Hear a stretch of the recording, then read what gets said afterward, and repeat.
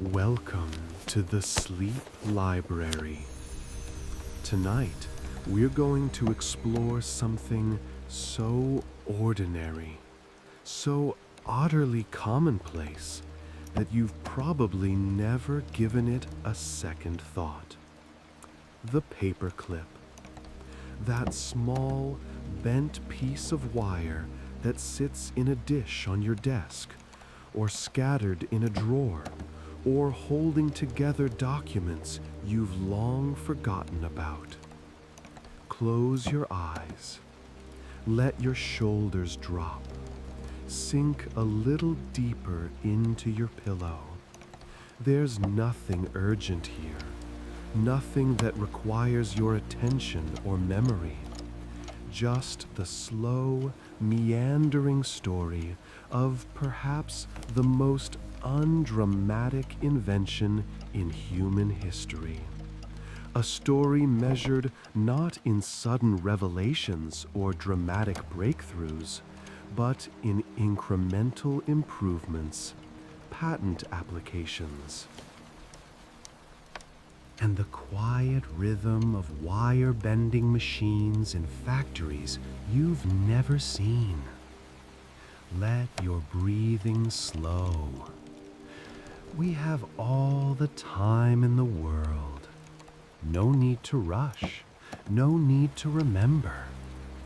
Just let these words drift through your mind like clouds moving slowly across an afternoon sky. The paperclip has been holding our papers together for over a century now, and tonight we'll trace its quiet journey from idea to ubiquity. Settle in. Adjust your blankets one more time if you need to. And let's begin this gentle exploration of the most unremarkable, most peaceful invention you'll ever encounter. Section 1. A world before paperclips. To understand the paperclip,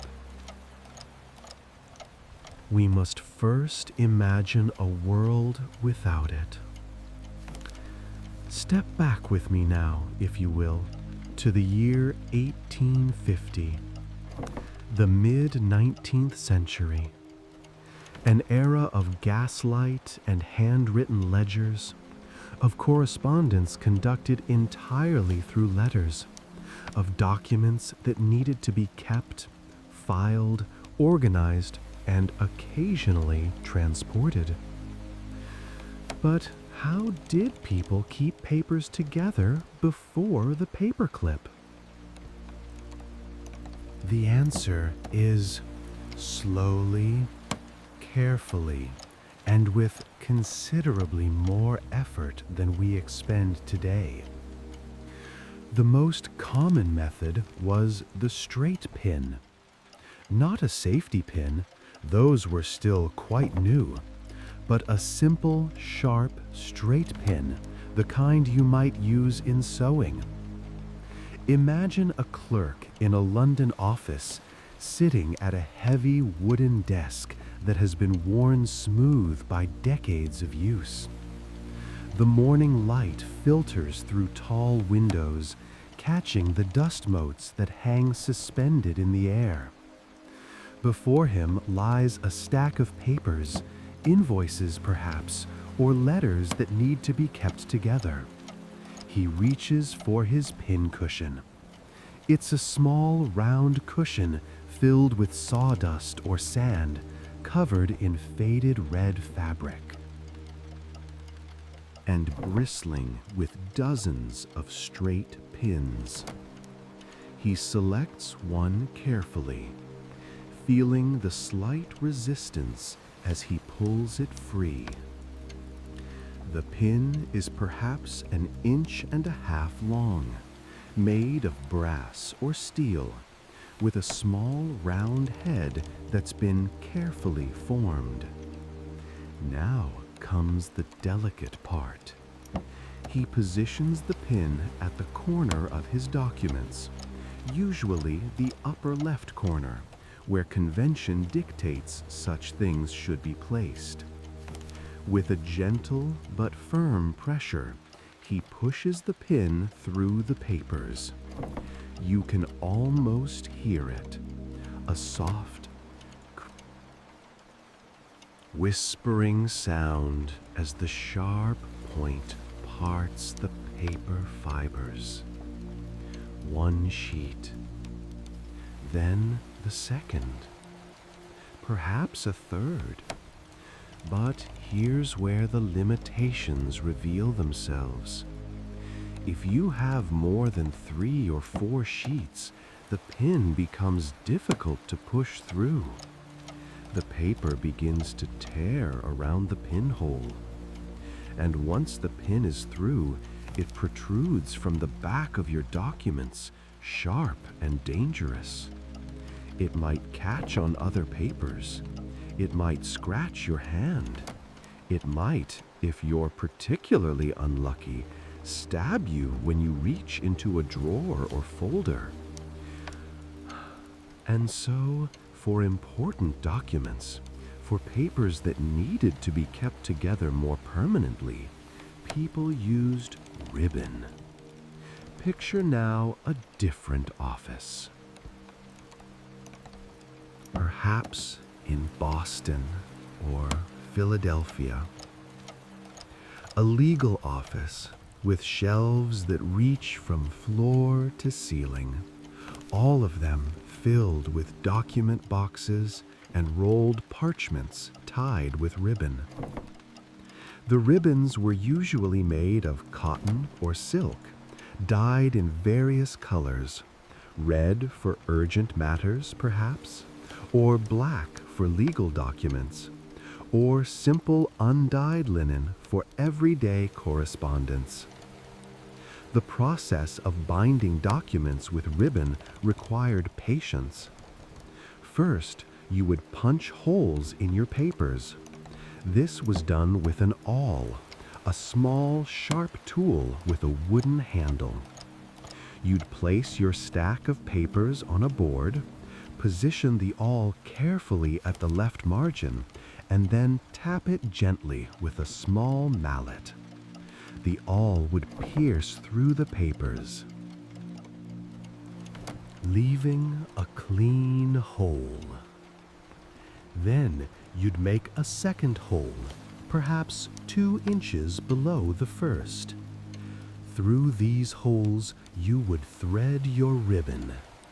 The ribbon would be pulled through from the back, brought around the edge of the documents, and threaded through again, creating a binding that held the papers secure. Finally, on the front of the document, you would tie the ribbon in a bow. Not a decorative bow, but a practical, flat bow that wouldn't create too much bulk. This method was elegant. It was secure.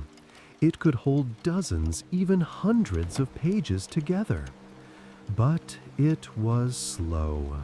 So very slow. Each set of documents required individual attention, careful hole punching, patient threading.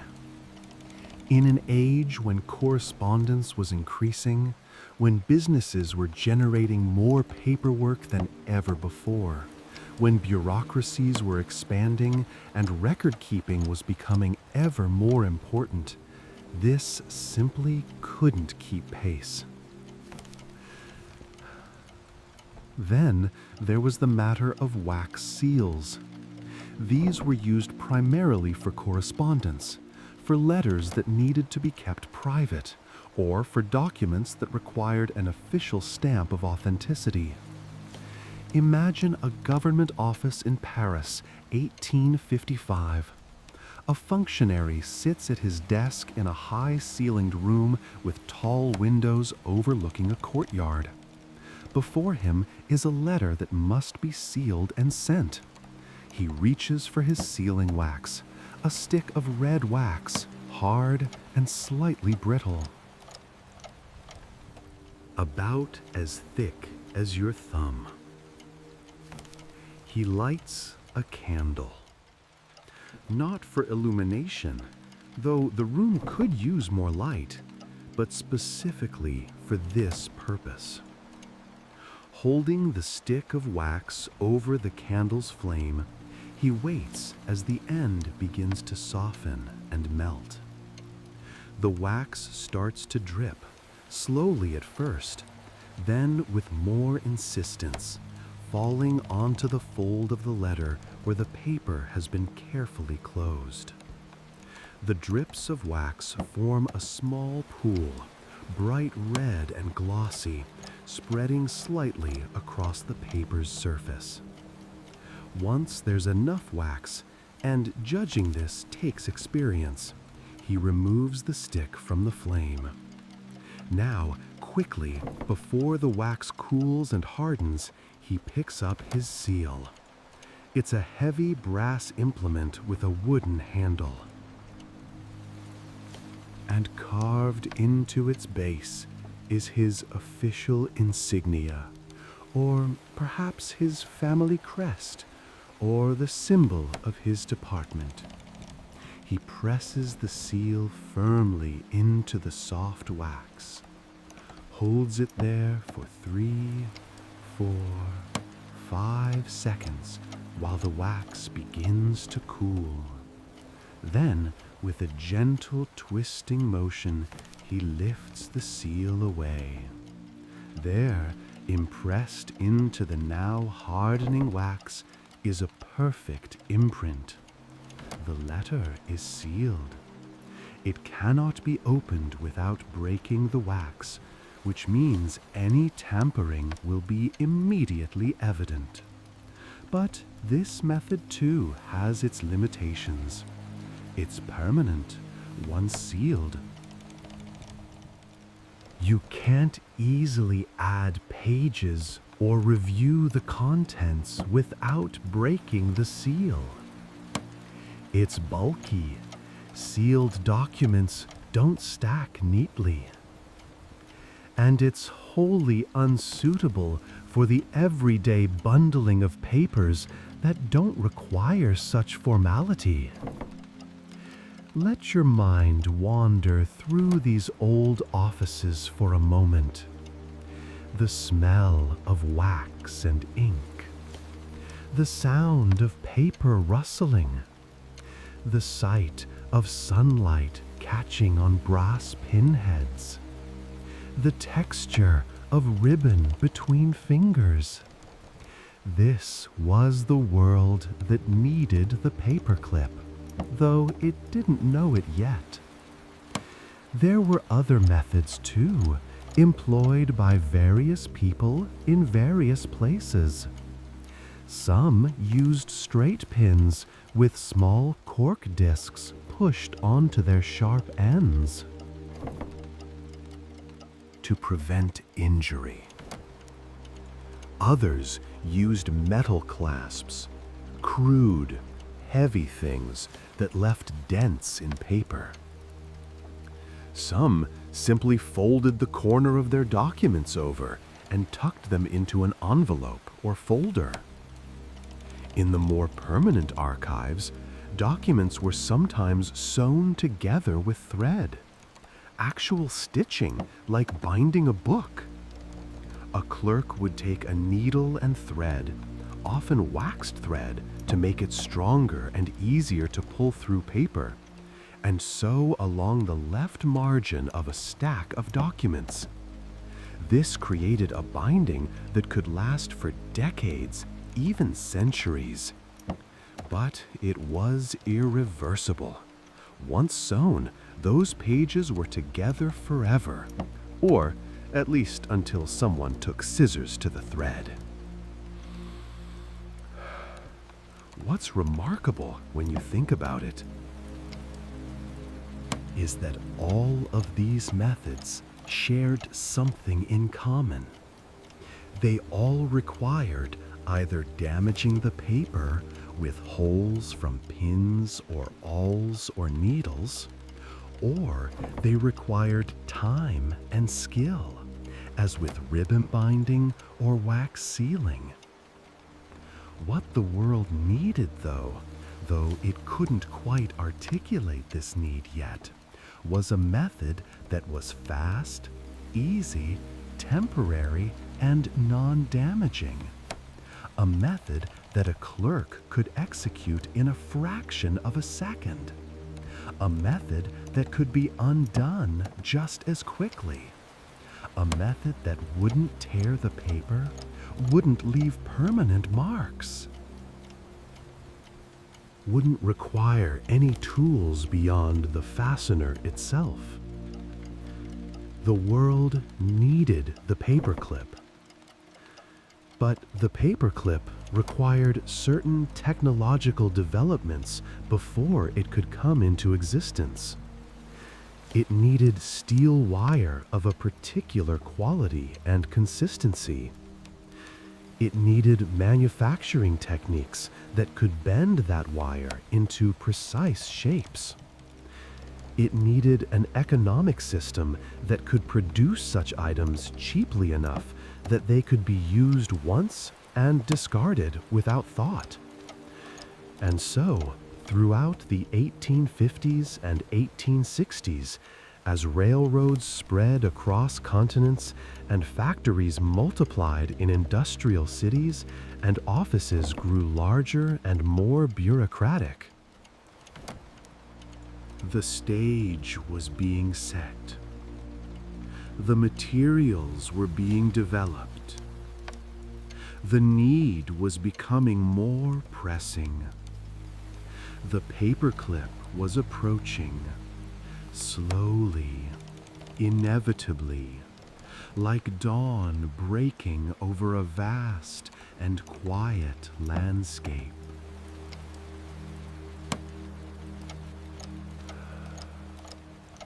Section 2. The problem that needed solving. Let us turn our attention now to the nature of the problem itself. Why exactly did the 19th century need a better way to fasten papers together?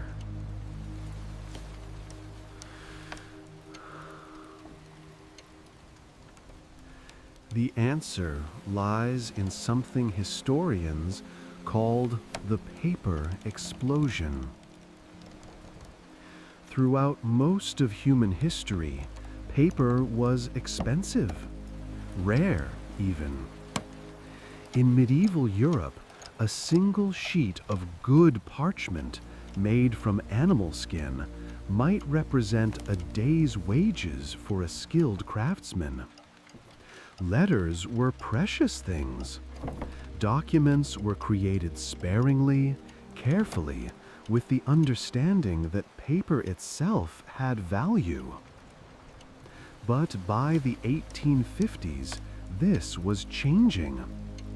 The Industrial Revolution had transformed papermaking from a craft into an industry.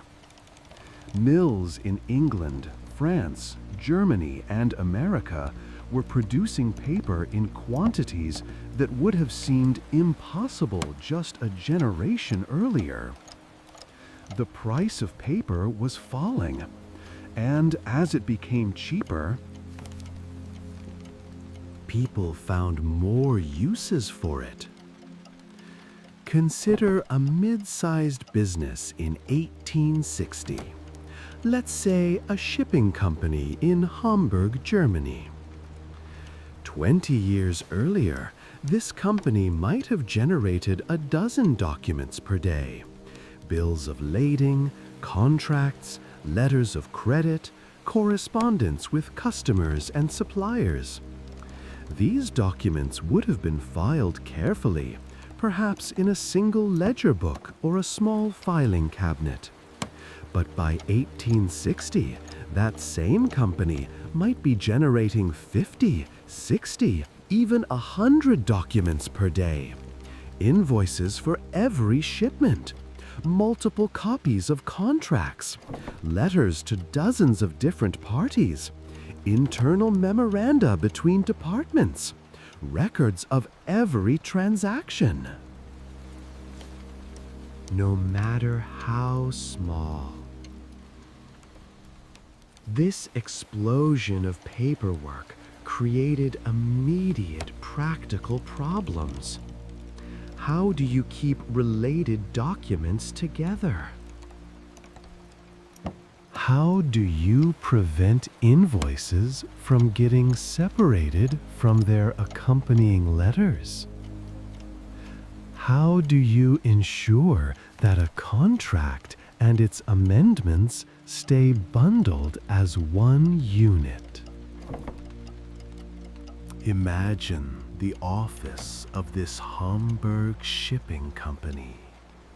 It's a large room on the second floor of a brick building near the harbor. The walls are lined with wooden filing cabinets and shelves. 6 clerks work at desks arranged in 2 rows. Each clerk is responsible for a different aspect of the business. One handles correspondence with English clients, another with French clients, a third manages accounts, a fourth processes incoming shipments, and so on. The head clerk, a man named Heinrich, who has worked for the company for 15 years, walks slowly between the desks. Checking on his subordinates' work. He's troubled by something he's noticed recently. Documents are getting lost. Not lost entirely. They're still somewhere in the office, but separated from their companions, misfiled, mixed up with other papers. Yesterday, a client's letter arrived inquiring about a shipment from 3 months ago. The letter referenced an invoice number. Heinrich knew that invoice existed somewhere in their files, but finding it required almost 2 hours of searching. The invoice had been filed correctly, but it had been separated from the original shipping order and the letter confirming delivery. All 3 documents should have been together, but the pin that had held them had worked loose. And they drifted apart in the filing system like boats untethering from a dock. This was happening more and more often. The straight pins they used were simply inadequate for the volume of paper they were now managing. Pins fell out. Pins caught on things and pulled free. Pins left holes that weakened the paper. After documents had been pinned and unpinned several times, the holes would enlarge and tear, making the papers unusable. The ribbon method was more secure, but it was far too slow. Heinrich had calculated once, during a quiet afternoon, that ribbon binding a single set of documents took approximately 4 minutes. From finding the ribbon, to punching the holes, to threading and tying. With 50 documents to process per day, that would mean he did the mathematics slowly in his head. Over 3 hours devoted just to binding papers. His clerks didn't have 3 extra hours. They barely had enough time to complete their existing duties. What Heinrich needed, what countless other office managers across the industrializing world needed, was something faster than ribbon, but more secure than pins. Something that wouldn't damage the paper, but also wouldn't fall off. Something cheap enough that it could be used without hesitation, without worrying about the cost. Something simple enough that even the youngest, most inexperienced clerk could use it correctly on their first try. The problem wasn't limited to private businesses. Government bureaucracies were experiencing the same challenges, often on an even larger scale. Picture, if you will, a government ministry in London, 1865. The Foreign Office, perhaps, or the Ministry of Trade. The building is grand, marble columns, high ceilings, long corridors that echo with footsteps. But behind the impressive facade, there's chaos. Paper chaos. Every day, documents flow into this ministry from across the British Empire. Reports from India, correspondence from Canada, trade figures from Australia. Diplomatic communications from a dozen European capitals. Each document must be reviewed, annotated, filed, and often sent on to other departments. Related documents must be kept together. A report and the minister's response to it. An inquiry and the answer. A proposal and the budget that accompanies it. The ministry employs dozens of clerks whose sole job is managing this paper flow. They work in a large room filled with desks and filing cabinets. The air smells of ink and dust, and the pomade the gentlemen use in their hair. The scratching of pens on paper creates a constant, gentle susurration. But keeping documents properly organized is becoming increasingly difficult. One senior clerk, a man named William Fettinger, who has worked in the ministry for 23 years, writes in his private diary, "The quantity of correspondence has trebled in the past decade, yet our methods of managing it have not improved. We lose more documents to misfiling now than we did to fire or flood in previous generations." Fettinger is particularly frustrated by what he calls the pin problem. Documents pinned together often need to be separated temporarily, so that one paper can be sent to one department while its companion goes elsewhere, and then repinned later. But each time a pin is removed and reinserted, the hole in the paper grows larger. After 4 or 5 such operations, the paper begins to tear. Important documents are being ruined not by time or accident, but by the very system meant to organize them. The problem extended beyond offices and into other realms as well. Consider schools and universities. In 1870, a professor at the University of Edinburgh is preparing lecture notes for his course on philosophy. He has accumulated hundreds of pages of notes over the years, quotations from various authors, his own thoughts and analyses, diagrams and outlines. These notes need to be organized by topic and lecture. Notes for Lecture 1 must stay together. Notes for Lecture 7 must stay together. But the professor finds this nearly impossible with the tools available to him. Ribbon binding is too permanent. He frequently wants to rearrange his notes, insert new pages, remove outdated material. Pins are too insecure. His notes are frequently handled, carried from his office to the lecture hall and back. And pins inevitably work loose and fall out. He has taken to numbering every page and maintaining a detailed index. But this is time-consuming and prone to error.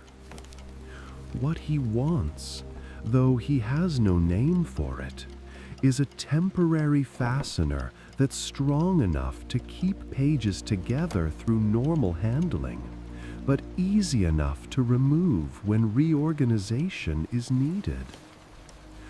Or consider doctors and hospitals.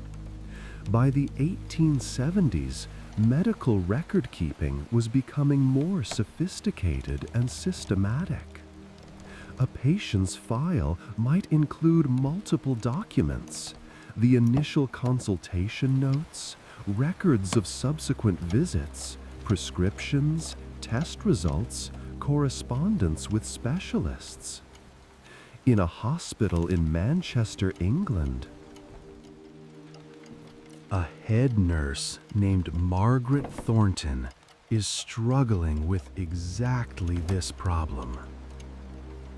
Patient files are constantly being added to, and documents need to stay together by patient, not by date or type. But the pins they use are hazardous in a medical environment. There's always the risk that a pin will fall out and end up somewhere it shouldn't be. Ribbon binding takes too long and is too permanent.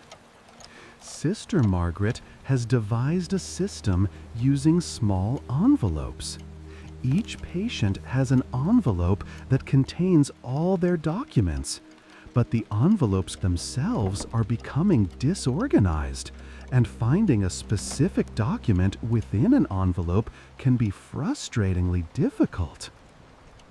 "What we need," she tells one of the doctors one afternoon, "is a way to keep papers together that's visible, that doesn't hide the documents away, and that can be changed quickly when needed." She doesn't know it, but she's describing a paperclip.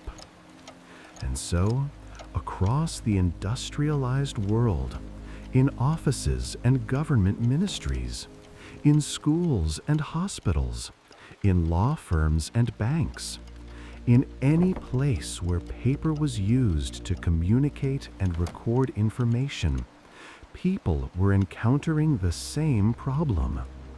The problem of keeping related papers together in a way that was fast, secure, temporary, and non-damaging.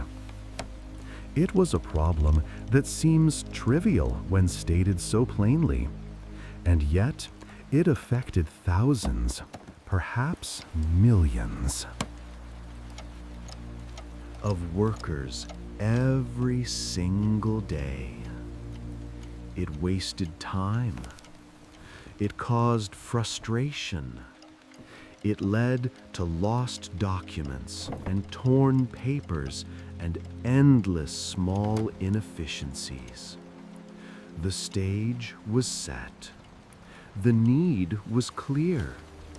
All that was required now was for someone to recognize this need and devise a solution. A simple solution, an elegant solution, a solution made of bent wire. Section 3. The Material Science Foundation. Before we can understand the invention of the paperclip, we must first understand the material from which it's made. Steel wire.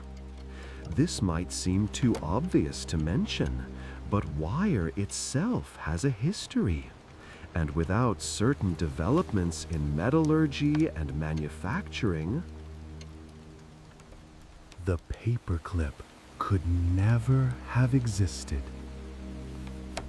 Let's step back even further now to the early 19th century. Wire at this time was not a common material. It existed, certainly. People had been making wire since ancient times, but it was expensive and difficult to produce. The oldest method of making wire was to hammer metal into thin strips, then roll and hammer those strips into increasingly thin rods. It was laborious work. A blacksmith might spend days producing a small quantity of wire, and the wire itself would be uneven in thickness, brittle in some spots, and ductile in others, prone to breaking under stress. Imagine a workshop in a small town in Germany. Perhaps in the year 1810. A craftsman specializing in wire making works at his forge. The room is hot, filled with the smell of coal smoke and hot metal. His anvil is worn smooth from decades of use. He starts with a bar of iron, rectangular in cross-section, perhaps half an inch thick. Heating it in the forge until it glows a dull orange, he places it on the anvil and begins hammering. Each blow of the hammer flattens the metal slightly, spreads it out. The ringing of hammer on metal creates a rhythm: clang, pause, clang, pause, clang. After perhaps 50 hammer blows, he returns the metal to the forge to reheat it. Metal worked cold becomes brittle and will crack, so he heats and hammers, heats and hammers. Gradually thinning the bar. Once the bar is thin enough, he begins to round it. This requires hitting it from different angles, rotating it between blows, carefully shaping it from a flat strip into a cylindrical rod. More heating, more hammering. The rhythm continues. Hours pass. The craftsman's arms ache. Sweat runs down his face despite the cool morning outside. Eventually, he has produced a rod perhaps 1/8 of an inch in diameter. This will become wire. The final step is to draw the wire through progressively smaller holes in a draw plate. A draw plate is a thick metal plate with a series of holes drilled through it. Each hole slightly smaller than the last. The craftsman takes his rod, files one end to a point, and threads it through the largest hole in the draw plate. On the other side, he clamps the pointed end in a vise or a special pair of pliers. Then, with considerable force, he pulls. The rod is dragged through the hole, and as it passes through, it's compressed, made thinner. This is called wire drawing, and it requires significant strength. Often, the craftsman would use a mechanical aid, a windlass or capstan that he could turn. Providing the pulling force through the first hole, then through a slightly smaller hole, then smaller still. Each pass makes the wire thinner and longer. Each pass also work hardens the metal, making it stronger but also more brittle. So, periodically, the wire must be annealed, heated to a specific temperature and then cooled slowly to restore its ductility. This process might take a full day to produce 50 feet of wire. The wire would be uneven. the thickness varying slightly along its length. It would be expensive, far too expensive to use for something as trivial as temporarily holding papers together. But in the 1850s and 1860s, wire making was industrialized. This transformation was part of the broader Industrial Revolution, and it happened gradually, almost imperceptibly, as better techniques and machinery were developed. The key innovation was the continuous wire drawing machine. Instead of pulling wire through a draw plate by hand, these machines used a series of rotating drums, each slightly faster than the last, that would pull the wire through multiple dies in sequence. Picture a factory in Birmingham, England in 1860. Birmingham was, at this time, the center of Britain's metalworking industry. The factory is a large brick building, 3 stories tall, with tall windows to let in light. Inside, the wire drawing machines are arranged in rows. Each machine consists of a series of cast iron frames, perhaps 15 feet long. Mounted on these frames are multiple drums, each about a foot in diameter, each wrapped with multiple coils of wire at different stages of being drawn. The machine is powered by a belt connected to a central drive shaft, which itself is powered by a steam engine in the basement. A single operator can oversee several machines. His job is to thread the starting rod through the first die, secure it to the first drum, and then start the machine. The drums rotate, slowly at first, then faster. The wire is pulled through the first die, reducing its diameter. It wraps around the first drum. As that drum rotates, it pulls more wire through the die. But the wire doesn't stay on the first drum. It's automatically fed to the next die and the next drum, which rotates slightly faster. Through 6, 8, sometimes 10 successive dies, the wire passes, becoming thinner with each passage. What enters the machine as a rod a 1/4 inch thick emerges at the other end as wire perhaps 1/20th of an inch in diameter. The sound in this factory is considerable. The humming of the drive belts, the whirring of the drums, the slight squeal of wire being pulled through dies.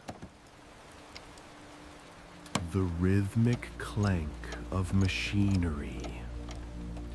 The air smells of machine oil and metal. The temperature is warm from all the friction and from the steam engine laboring below. But the efficiency is remarkable. A single machine operated by one worker can produce in a day what a hand craftsman might have taken weeks to make. And the wire is consistent in thickness, stronger due to the controlled work hardening process, and far, far cheaper. Now, let's consider the specific properties of the wire that would become paper clips. Not all wire is suitable for this purpose. the wire must have several specific characteristics. First, it must be ductile, capable of being bent into shape without breaking. Some metals are too brittle for this. Cast iron, for example, would snap if you tried to bend it into a paperclip shape. The wire must be able to withstand a sharp bend, a full 180-degree turn without fracturing. Second, it must have spring. When bent, it should want to return to its original shape. This springiness is what allows a paperclip to grip paper.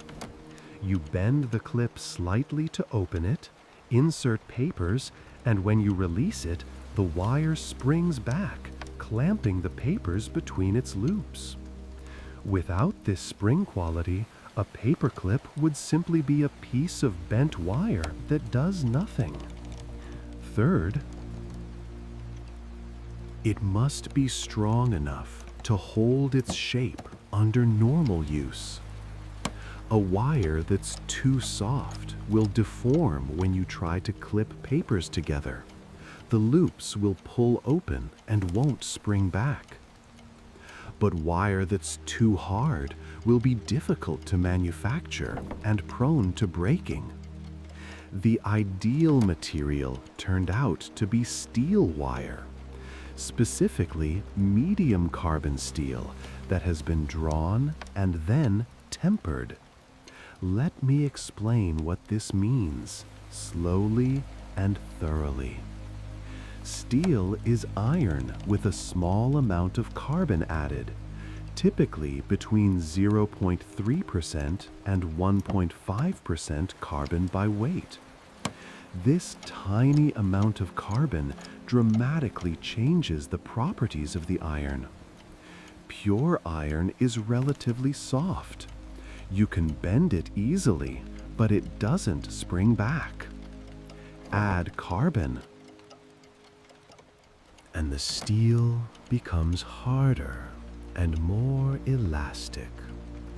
The steel for paperclip wire has about 0.6% to 0.7% carbon. This is called medium carbon steel. High enough carbon content to provide strength and springiness, but not so high that the steel becomes brittle. After the wire is drawn to its final thickness, it's heat treated. This process is called tempering, and it's crucial. The wire is heated to a specific temperature, around 800 degrees Celsius, and held at that temperature for a period of time. During this heating, the internal structure of the steel changes.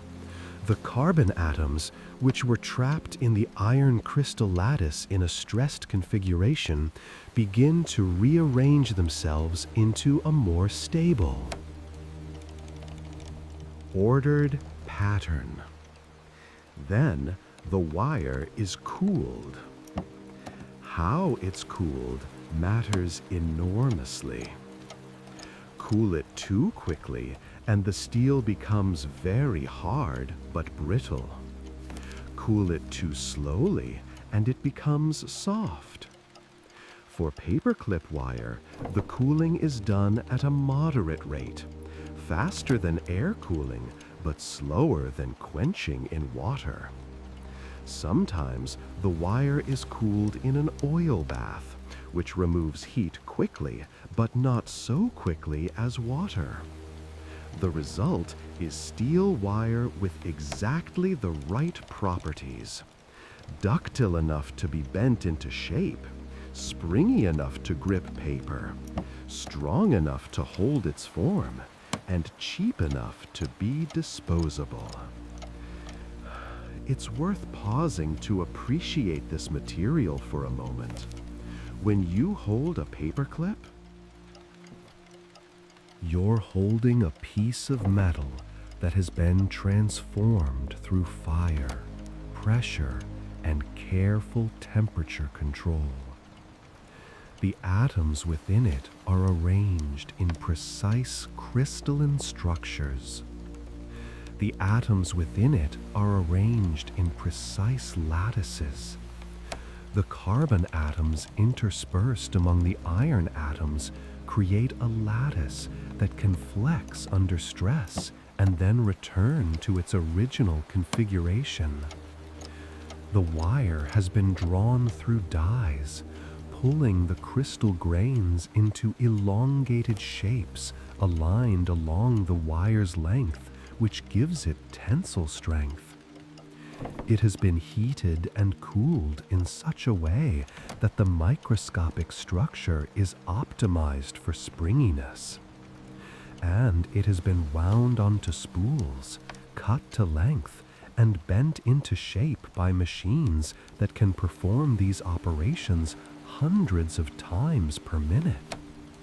All of this complexity, all of this carefully controlled material science exists in service of holding two pieces of paper together. It's almost absurd when you think about it. The amount of human knowledge and industrial capability that goes into producing a paperclip. And yet, because of this knowledge and capability, paperclips are so cheap that we barely notice them. They're disposable, forgettable, ubiquitous. Without the Industrial Revolution's transformation of wire making, the paperclip could never have become what it is today. It would have remained an expensive specialty item, something you might find in a wealthy office but nowhere else. It was the mass production of consistent, high-quality steel wire that made the paperclip possible. And that mass production itself required decades of incremental improvements.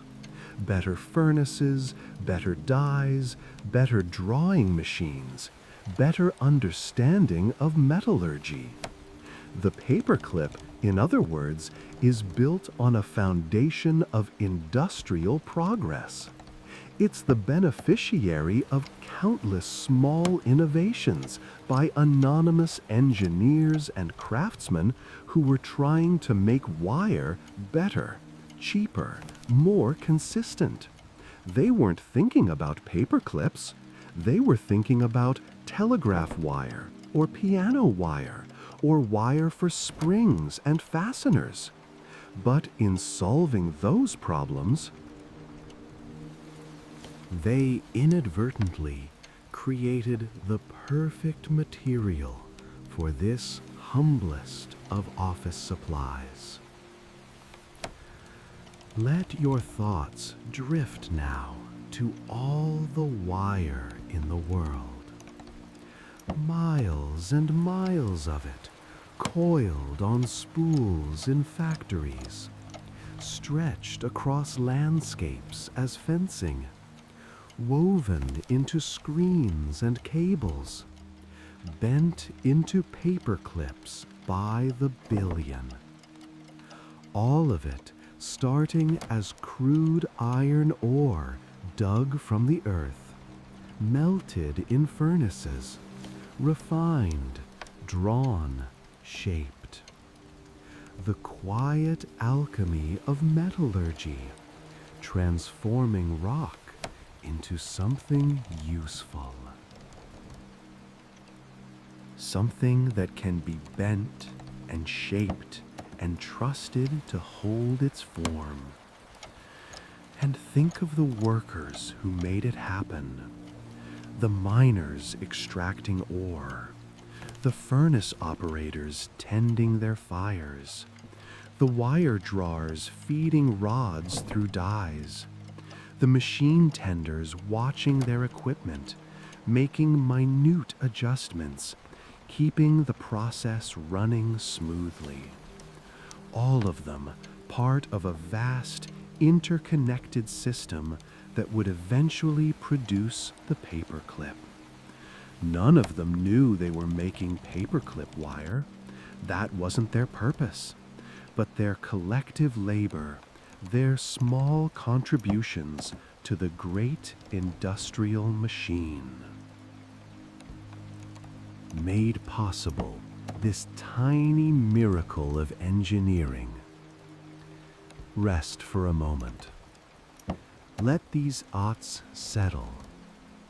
We've traveled from ancient blacksmiths to Victorian factories, from hand-hammered metal to industrial wire-drawing machines. We've examined the atomic structure of steel and the process of timbering. All of this as preparation for understanding how a simple bent piece of wire came to organize the world's paperwork. Section 4. The invention or inventions. And now we arrive at the question that seems like it should have a simple answer. Who invented the paperclip? But, as with so many seemingly simple questions, the truth is complicated, murky, and depends on how you define your terms. The paperclip, you see, was not invented in a single moment by a single person.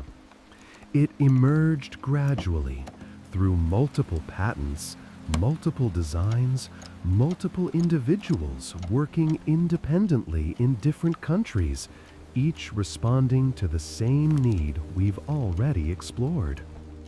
And the design we think of today as the paperclip, the gem design with its distinctive double oval loops, may not have been formally patented at all.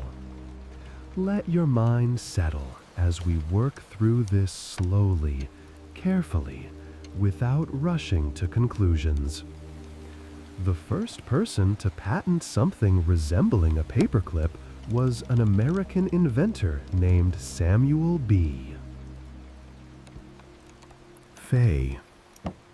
The year was 1867. The date, specifically, was April 5th. On that spring day, Fay received United States patent number 64,088 for what he called a ticket fastener. Now, it's important to understand that Fay was not trying to invent a paperclip, at least not in the way we think of paperclips today. His device was intended to attach tickets to fabric, specifically to attach price tags or identification tags to garments or bolts of cloth. But the mechanism he designed could also hold papers together, and the patent made mention of this secondary use. Imagine Fay's workshop somewhere in the northeastern United States, perhaps in New York or Massachusetts. Fay worked with textiles, and he was frustrated by the existing methods of attaching tickets. Pins could damage fabric, especially delicate fabrics like silk or fine wool. Thread took too long. What he needed was something that would grip the fabric securely, but could be removed without leaving a mark. He experimented with bent wire. Taking a length of wire, perhaps 3 inches long, he bent it into a shape that had a coiled center section and 2 straight legs. The coils provided springiness, and the legs could be pushed through fabric and then twisted together on the other side to secure them. But he noticed something else. If you didn't push the legs through fabric, if you instead slipped papers into the coiled section, the spring of the wire would grip those papers and hold them together. Not as securely as when the legs were twisted through fabric, but adequately for many purposes. And so, when he filed his patent application, he described his invention as useful for both attaching tickets to fabric, the primary purpose, and for holding papers together, a secondary but notable application. The patent was granted. Fay's ticket fastener went into production. Some people did use them for papers, but the design wasn't quite right for that purpose. The coiled section was bulky. The straight legs, which needed to be long enough to push through fabric and twist together,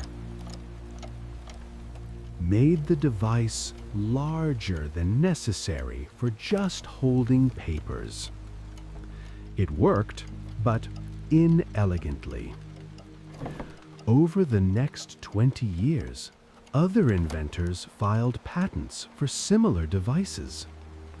Each one was slightly different. Each one attempted to solve some limitation of the previous designs.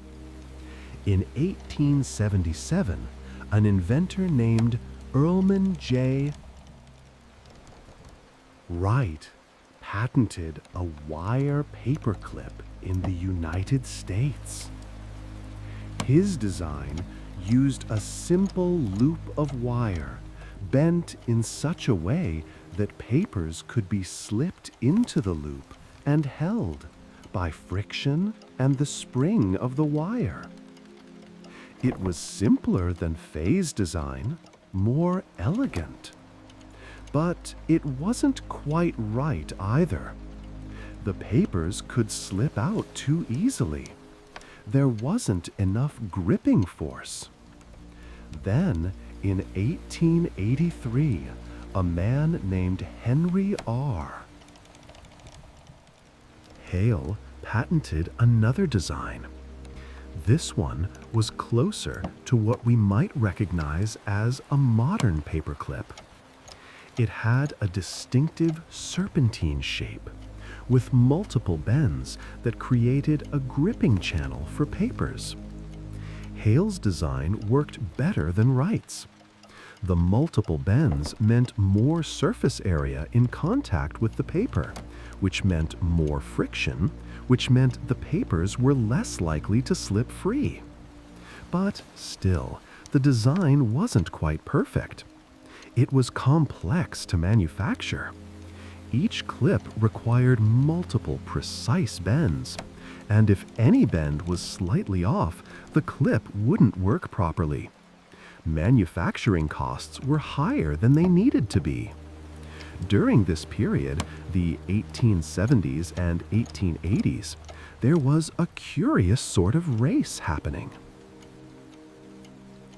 Though the competitors didn't know they were racing. In offices across America and Europe, people were frustrated with the existing methods of fastening papers.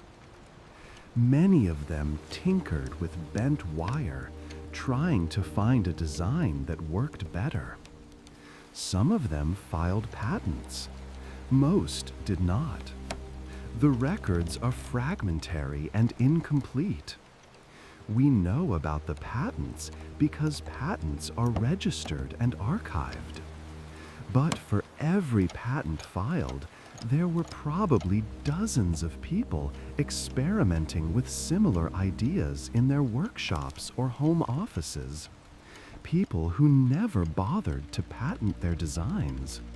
People whose names are lost to history. This is the nature of invention during the Industrial Revolution. Problems become widespread. And many people work on solutions simultaneously. The person who files the patent isn't necessarily the first to think of the idea, or even the one who develops the best version of it. They're simply the one who took the time and spent the money to formalize their claim. And then we come to the gem paperclip. The design we all recognize. Two elongated loops, one inside the other, created from a single piece of wire bent 3 times. Simple, elegant, functional, perfect. Who invented the gem clip? We don't know. There is no patent for the gem design in the United States. There is no patent for it in Britain. No inventor has been definitively identified. It simply appeared sometime in the 1890s and quickly became the dominant design. How is this possible? How can the most successful paperclip design be unpatented and anonymous? One theory is that the gem design was developed by the Gem Manufacturing Company, a British firm that produced various office supplies in the 1890s. The company may have developed the design internally as an improvement on existing patented designs and simply put it into production without bothering to patent it. Perhaps they believed the design was too simple to patent, or perhaps they wanted to avoid the cost and delay of the patent process. Another theory is that the design evolved incrementally from earlier patents, with each manufacturer making small modifications until someone arrived at the gem configuration. By the time the design stabilized, it may have been considered common knowledge. No longer patentable because it wasn't sufficiently novel. A third theory, less documented but intriguing, is that the design was actually in use in various forms for years before the Gem Manufacturing Company began producing it in volume.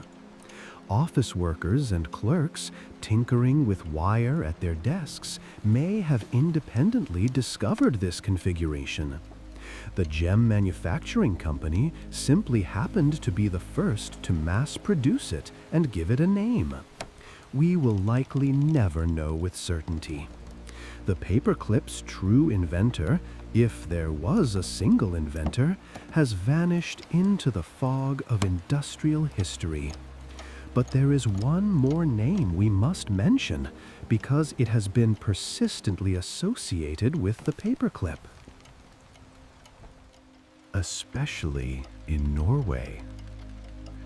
That name is Johan Valler. Johan Valler was a Norwegian inventor who, in 1899, patented a paperclip design in Germany. Later, in 1901, he received a United States patent for the same design.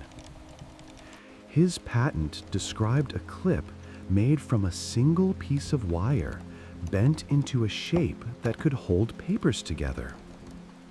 For many years, especially in Norway, Valler was credited as the inventor of the paperclip. He became a national hero of sorts, a symbol of Norwegian ingenuity. There is even a statue of a giant paperclip outside a Norwegian high school, erected in honor of Valler's supposed invention. But here's the complicated truth. Valler's design was not the gem design. His patented clip looked different. It was a single loop with a squared-off shape, more like a rectangle than the smooth ovals of the gem clip. And more importantly, Valor's patent was filed in 1899, by which time gem clips were already being manufactured and sold in Britain and America. So Valor did invent a paperclip. He did receive patents. But he did not invent the paperclip we all use today. His design was one of many competing designs, and ultimately it was not as successful as the gem. How did Valor come to be credited with inventing the paperclip? The answer involves national pride, imperfect historical records, and a certain amount of wishful thinking. In the mid-20th century, when Norwegians were looking for examples of Norwegian innovation to celebrate, someone remembered Valor's paperclip patent. The nuances, that his design was different, that it came after the gem clip was already in use, were overlooked or forgotten. Valor became the inventor of the paperclip in Norwegian popular memory. It's a harmless myth, really, and in a way, it doesn't matter. Valor did invent a paperclip. Even if it wasn't the most successful one. He contributed to the evolution of the idea. And perhaps that's enough. Let's spend a moment considering what made the gem design so superior to its competitors. Why did this particular configuration win out? The genius of the gem clip lies in its use of what engineers call triangulation. When you insert papers into a gem clip, the papers are held at 3 points of contact, where they enter the outer loop, where they touch the inner loop, and where they press against the curved end of the clip.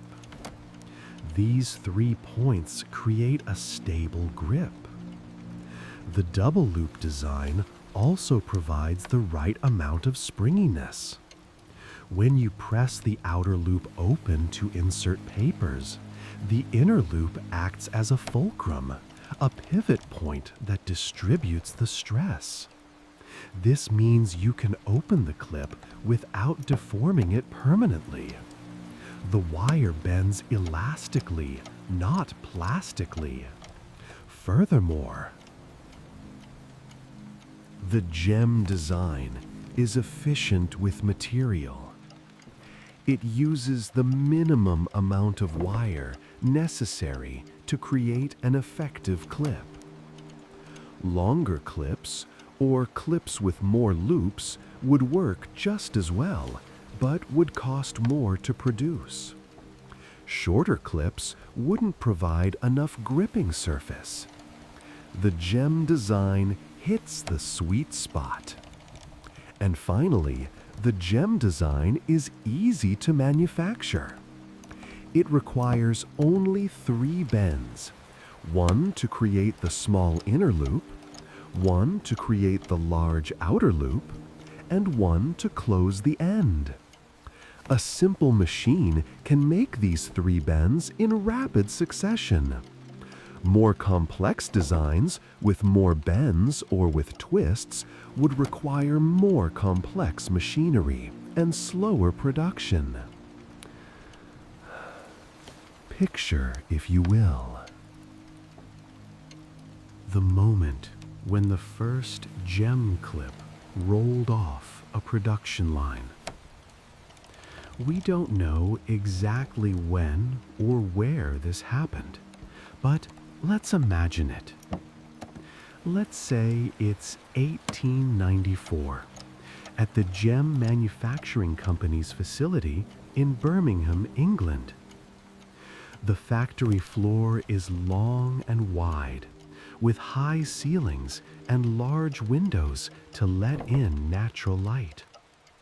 Rows of machines are arranged along the length of the room, each machine tended by one or two workers.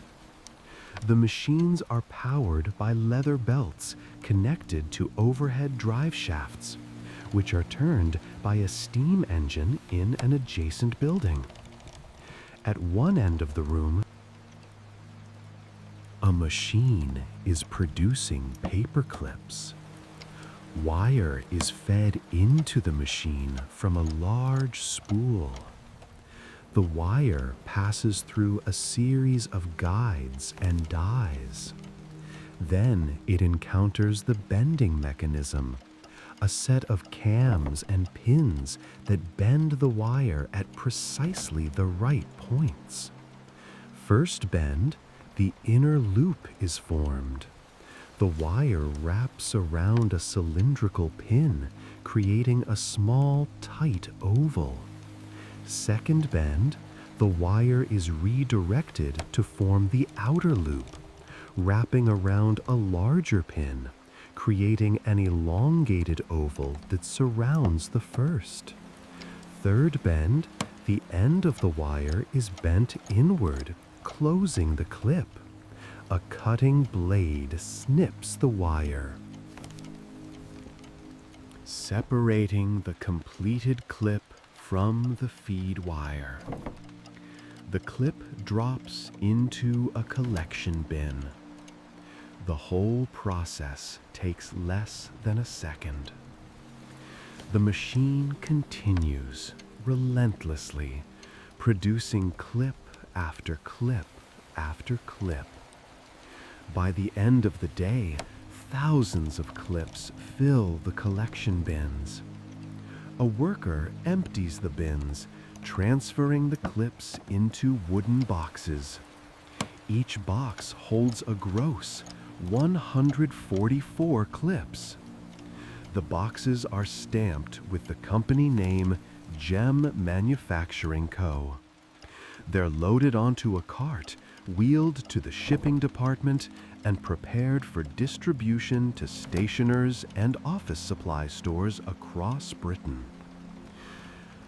And so the paperclip enters the world, not with fanfare, not with announcement, but quietly, incrementally. As these things do. The first customers who buy gem clips probably don't think much of them. They're just another office supply, another small item to keep in a desk drawer. But they work. They work better than pins.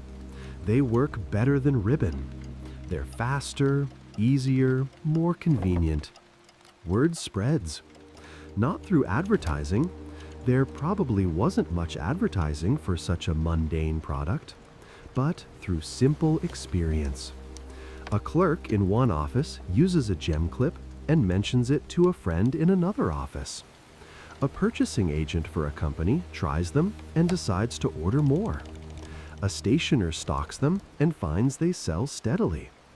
Within a few years,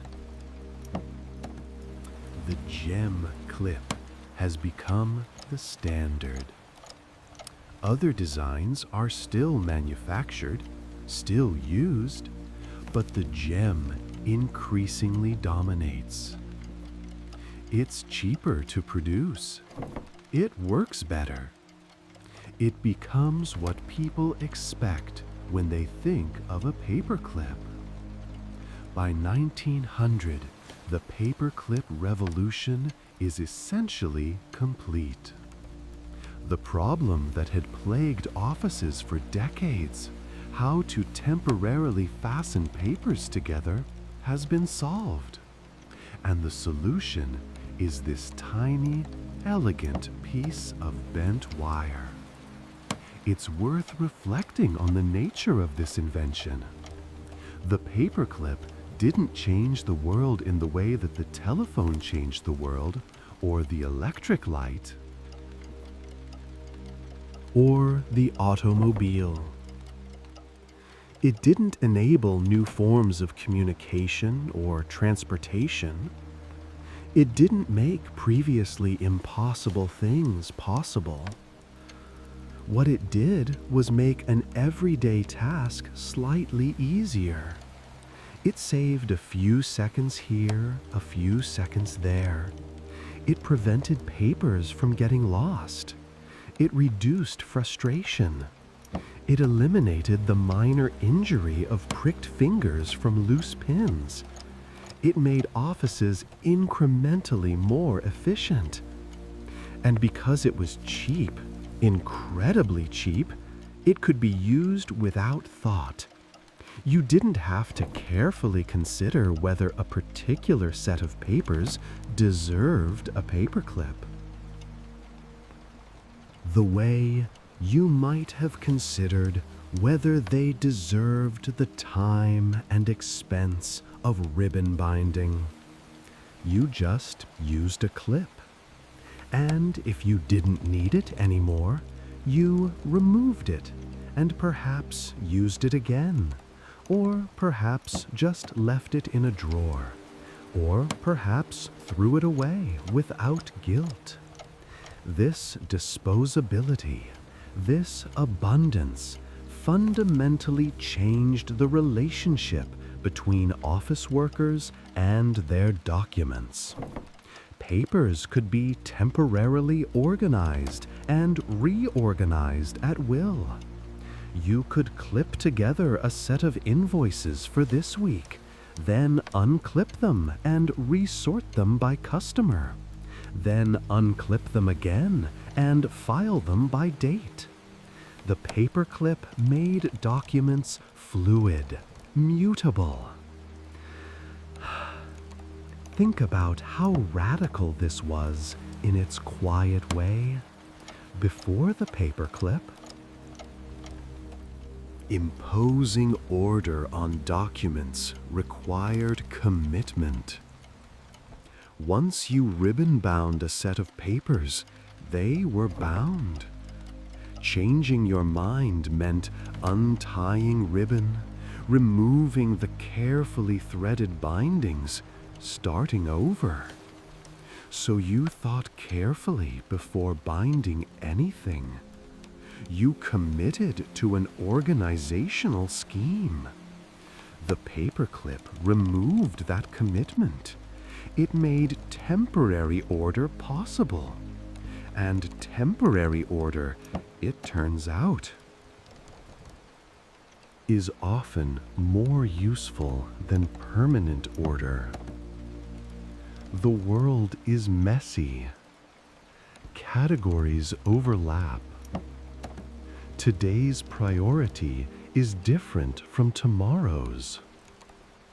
The paperclip allowed organizational systems to be as flexible and changing as the work itself.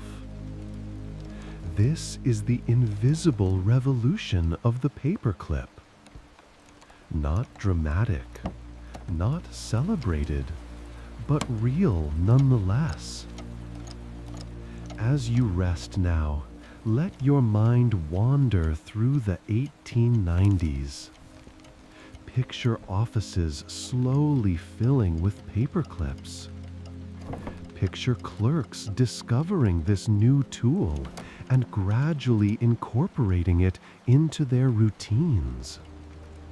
Picture the satisfying small action of sliding papers into a clip, feeling the slight resistance, knowing they're secure. Picture drawers full of clips, waiting to be used. Picture the way a clipped document looks different, more organized, more intentional. The paperclip was becoming invisible, the way all successful tools eventually become invisible. It was becoming so ordinary, so expected, that people stopped noticing it. It faded into the background of office life, and that was its greatest success. Section 5. Manufacturing, the gem clip production process. Now, let's follow the journey of a single paperclip from raw material to finished product. We'll move slowly through each stage of manufacture, paying attention to the details, the processes, the machinery, and the human labor involved. This is not exciting. This is repetitive, methodical. Industrial. And that's precisely what makes it suitable for our purposes here. Our paperclip begins as iron ore, specifically hematite or magnetite dug from a mine somewhere, perhaps in Sweden or Minnesota or the Mesabi Range. The ore is rusty red or gray-black, dense and heavy. It's crushed into smaller pieces, then smelted in a blast furnace. The blast furnace is a massive structure, several stories tall, lined with heat-resistant bricks. Ore is loaded into the top along with coke, a refined form of coal, and limestone. Hot air is blasted into the bottom of the furnace, hence the name. The temperature inside reaches 2,000 degrees Celsius. At this temperature, the iron ore undergoes a chemical transformation. The oxygen bonded to the iron atoms is stripped away by carbon from the coke. The iron melts, becoming liquid, and trickles down to the bottom of the furnace. The limestone combines with impurities in the ore to form slag, which also melts and floats on top of the molten iron. Periodically, the furnace is tapped. A hole is opened at the base, and the molten iron flows out into channels carved in sand. These channels lead to molds where the iron will cool and solidify into ingots called pigs, because the arrangement of molds around the main channel resembles piglets nursing. Hence, pig iron. The pig iron is hard but brittle. It contains too much carbon, around 4%, to be useful for most applications. It must be refined further. The pig iron is transported to a steel mill. Here, it will be converted to steel through a process that removes most of the carbon, leaving just the right amount for our purposes. There are several methods for this. Let's follow the Bessemer process, which was common in the late 19th and early 20th centuries. The Bessemer converter is a large, pear-shaped vessel, perhaps 15 feet tall, made of steel and lined with heat-resistant materials. It can pivot on its axis, tilted to receive molten iron, and then tilted back to pour out finished steel. Molten pig iron is poured into the converter. The vessel is tilted upright. Then, air is blasted through the molten metal from below. The air reacts with the carbon in the iron, burning it away. This reaction is violent. Flames shoot out of the mouth of the converter, white and brilliant. Sparks cascade down like a fountain. The sound is a roar, a rushing, consuming roar. This continues for perhaps 15 or 20 minutes. The flames change color as the carbon content decreases, from white to yellow to orange.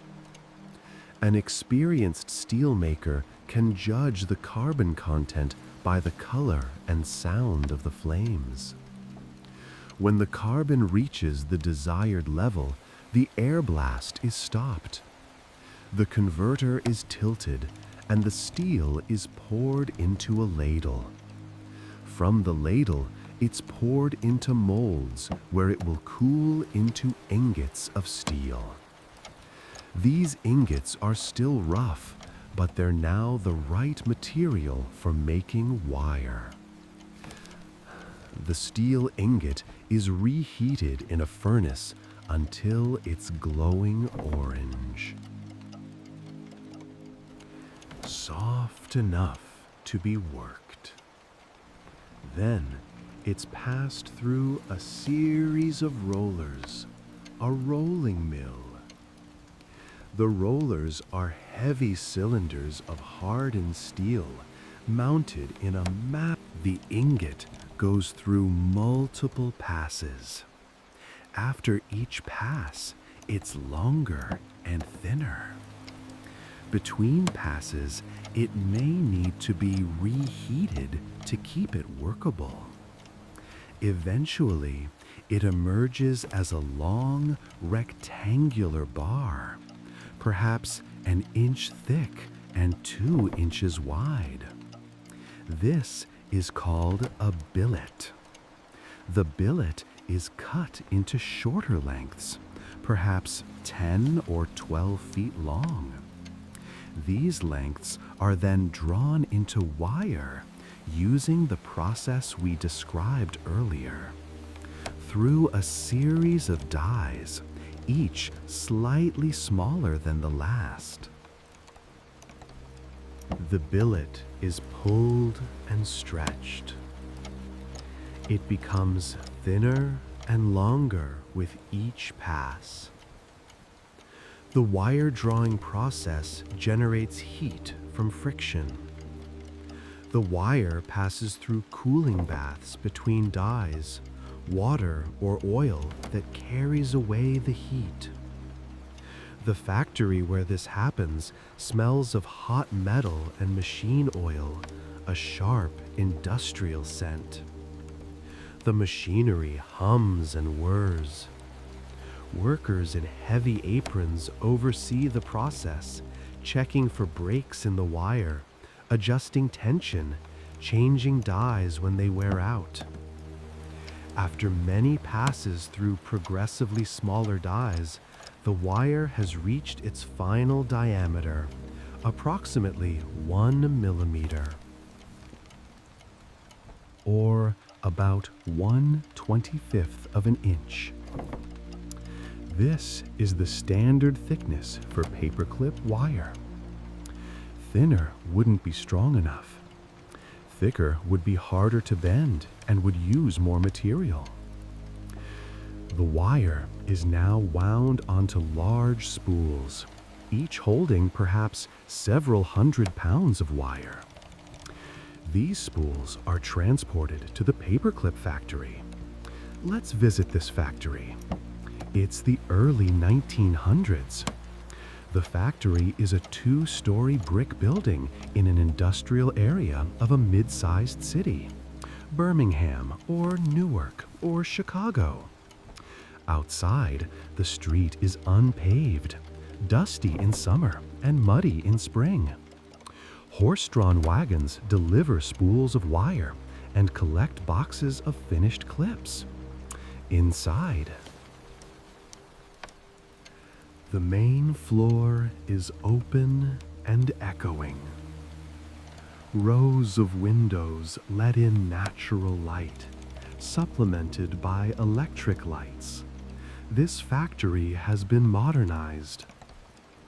The floor is wooden, worn smooth by years of foot traffic and swept clean of wire scraps and dust.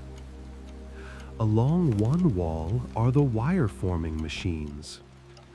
Each machine is about the size of a large desk, made of cast iron and steel, painted dark green or black.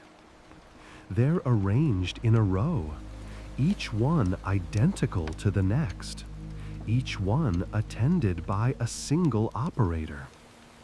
The operator, let's say her name is Mary, and she's been working in this factory for 2 years, stands at her machine watching it work. Above the machine, a spool of wire is mounted on a spindle. The wire feeds down through a series of guides, wire hooks and eyes that keep the wire properly aligned, and into the forming mechanism. The forming mechanism is the heart of the machine. It consists of a set of cams and pins mounted on a rotating shaft. As the shaft rotates, the cams push against the wire at precisely timed intervals, bending it around the pins. The wire enters straight. The first cam pushes it against a small cylindrical pin, forming the inner loop. As the shaft continues rotating, a second cam pushes the wire against a larger pin, forming the outer loop. A third cam makes the final bend, closing the end of the clip. A cutting blade snips the wire. And the finished clip drops into a collection box below the machine.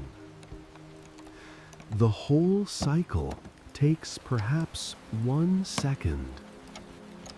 The machine produces a clip, then another, in a steady, relentless rhythm. The sound is a repeated, mechanical click, click, snap, click, click, snap, click, click, snap. That's the sound of bending wire and cutting wire over and over. Mary's job is to watch the machine.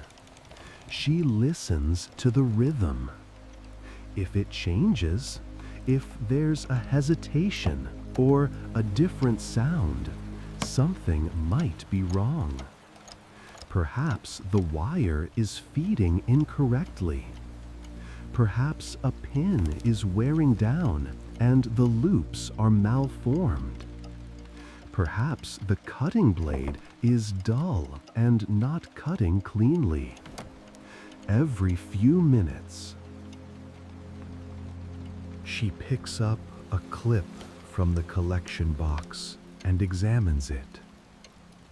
She checks that the loops are properly formed, that the wire is cut cleanly, that the clip has the right springiness. She does this by feel, by eye. Years of experience have taught her what a good clip looks and feels like.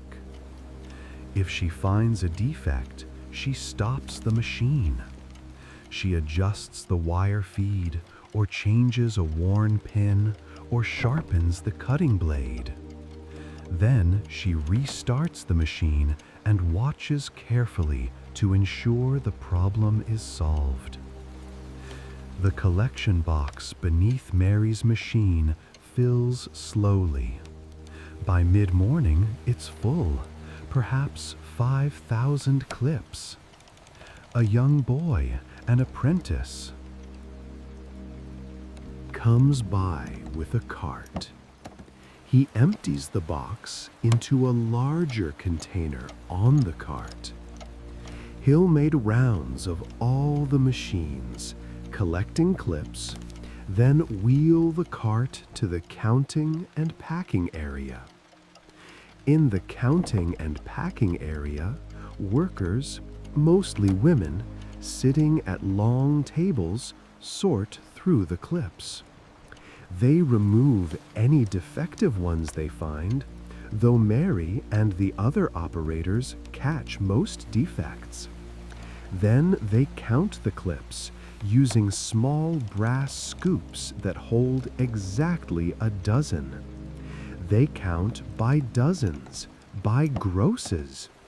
A gross is 144 clips.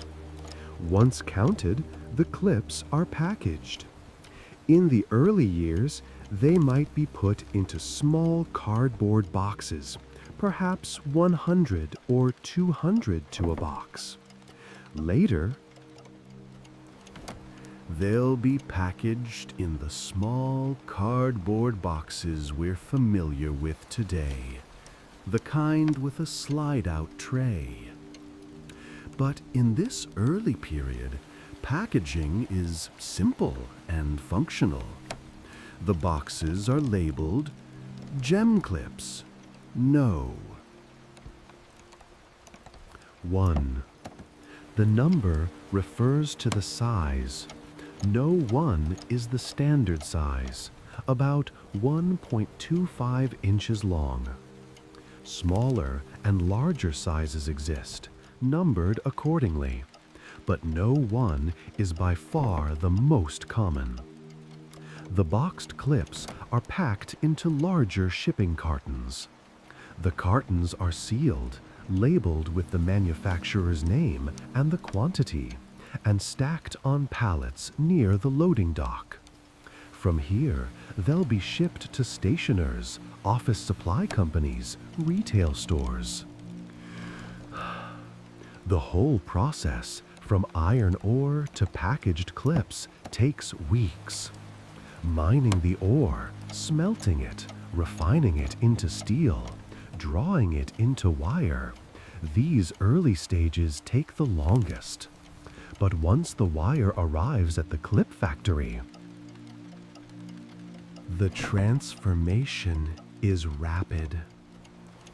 Wire becomes clips in seconds. The limiting factor is not the speed of the machines, but the need for quality control, for supervision, for the human attention that ensures each clip meets standards. And what are the standards? A good paperclip must meet several criteria. First, dimensional accuracy. The loops must be the right size. Too small and papers won't fit. Too large and the clip won't grip firmly. The inner loop should be about 6 millimeters across. The outer loop about 9 millimeters. These dimensions must be consistent from clip to clip. Second, springiness. The clip must open when pressure is applied to the outer loop, then spring back to grip the papers. If the wire has been over-tempered, it will be too brittle and might snap. If it's been under-tempered, it will be too soft and will deform permanently instead of springing back. Third, smoothness. The cut end of the wire must be smooth, not sharp. A sharp end can scratch paper or snag on fabric or skin. The cut is made with a shear blade, not a saw, so it should be clean. But dull blades can leave a burr, a tiny raised edge that must be avoided. Fourth, finish. The wire should be smooth and free of rust. In the early days, clips were often uncoated and would rust if exposed to moisture. Later, clips would be galvanized or coated with a thin layer of zinc to prevent rust. But even uncoated clips should be clean, with no rough patches or scale from the wire drawing process.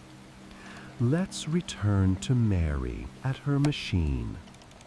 It's afternoon now. She's been working since 7 this morning. With a short break for lunch, the machine has produced perhaps 20,000 clips so far today. She's checked hundreds of them for quality. Her back aches slightly from standing. Her ears have adjusted to the constant click, click, snap of the machinery. She barely hears it anymore. But there's a satisfaction in the work. The rhythm is predictable. Each clip that drops into the collection box is a small accomplishment. By the end of the day, she'll have produced 30,000 or more clips. Those clips will go out into the world and serve their purpose. They'll hold together letters and invoices, reports and receipts. They'll organize the paper-based world. Mary doesn't think about this in grandiose terms. She's not pondering her role in industrial civilization or the importance of office supplies. She's thinking about whether she'll finish in time to catch the early streetcar home. She's thinking about what's for dinner. She's thinking about the slight soreness in her feet and whether she should buy new boots. The profundity of her work, the way these tiny objects she's producing will become ubiquitous and essential, is invisible to her. And perhaps that's appropriate. The paperclip's virtue is in being unremarkable. And the work of producing paperclips is equally unremarkable. Steady. Repetitive. Essential in its ordinariness. As the afternoon wears on, the light coming through the factory windows shifts. The electric lights seem brighter now in comparison. The machines continue their rhythm. Click, click, snap. Click, click, snap. Thousands of clips per hour, millions per year, billions over the decades. The factory will operate this way for years. Eventually, the machines will be replaced with faster models. Automation will increase. Where there were once 20 operators, there might eventually be only 5, each overseeing multiple machines. But the basic process remains the same. Wire comes in, clips go out. Simple, undramatic, reliable. Think for a moment about all the paper clips that have ever been made. Hundreds of billions of them, perhaps trillions. Each one shaped by machines like the one Mary operates. Each one a small loop of precisely bent wire. They flow out of factories in an endless stream, meeting the endless demand of offices and homes around the world. Most of them will be used once or twice, then lost or discarded. Some will be used hundreds of times, retrieved from one set of papers and applied to another, passed from hand to hand, desk to desk. A few will be bent and twisted into other shapes, impromptu hooks, tiny sculptures, tools for pressing recessed buttons. Some will fall behind desks and radiators, lost for decades, only to be discovered by a future renovation crew. Others will end up in landfills, where they'll persist for centuries, the steel slowly oxidizing, returning to a form chemically similar to the ore from which they began. But most will simply disappear into the background of life. They'll be there when needed, barely noticed, serving their function with quiet efficiency. And that is exactly what they were designed to do. Section 6. The paperclip spreads across the world. Now, let's trace the journey of the paperclip as it spreads from its origins in Britain and America to become a global phenomenon. This spread was gradual, undramatic. Following the paths of trade and empire and industrialization.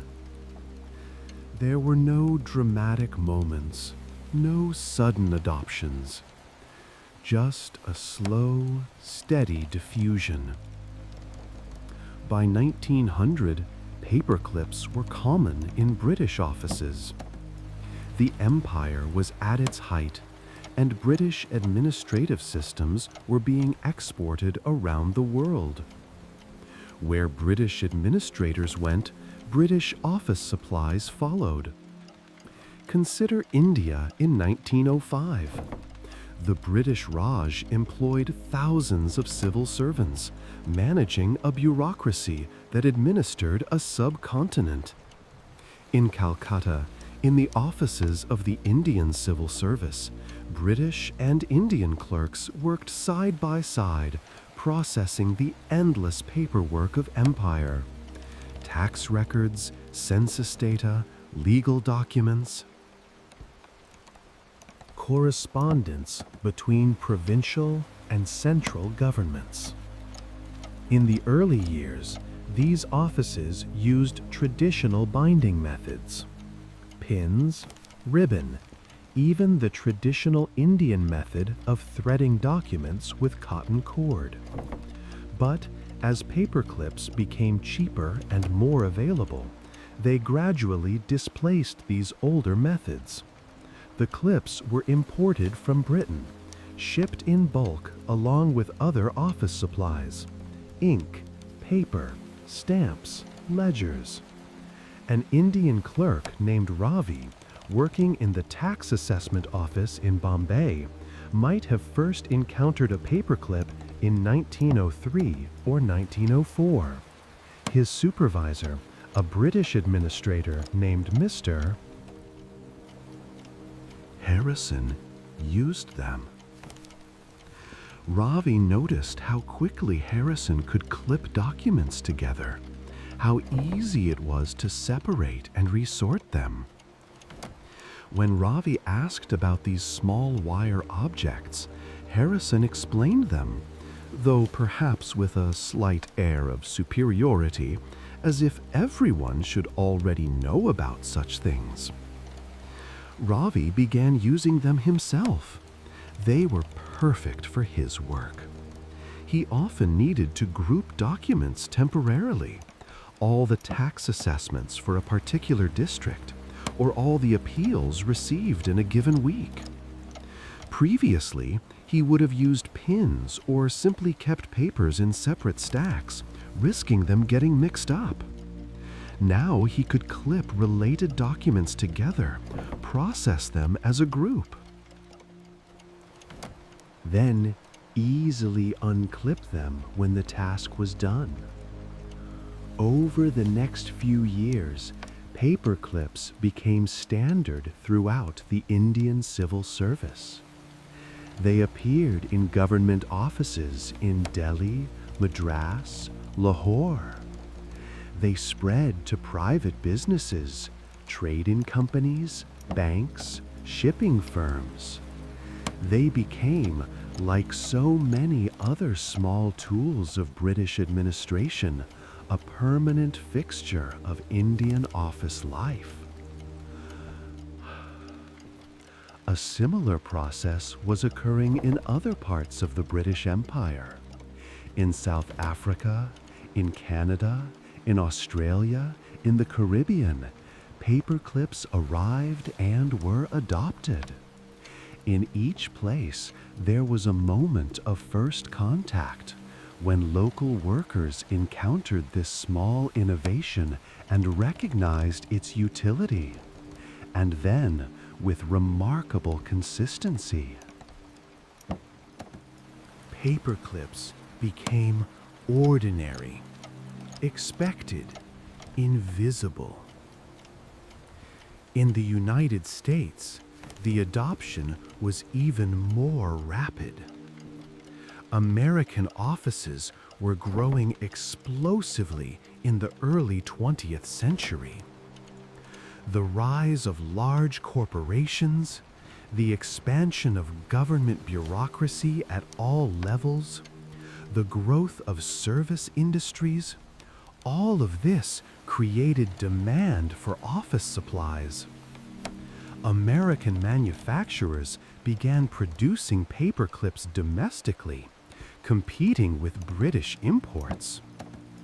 The gem design remained dominant, but American companies developed their own variations.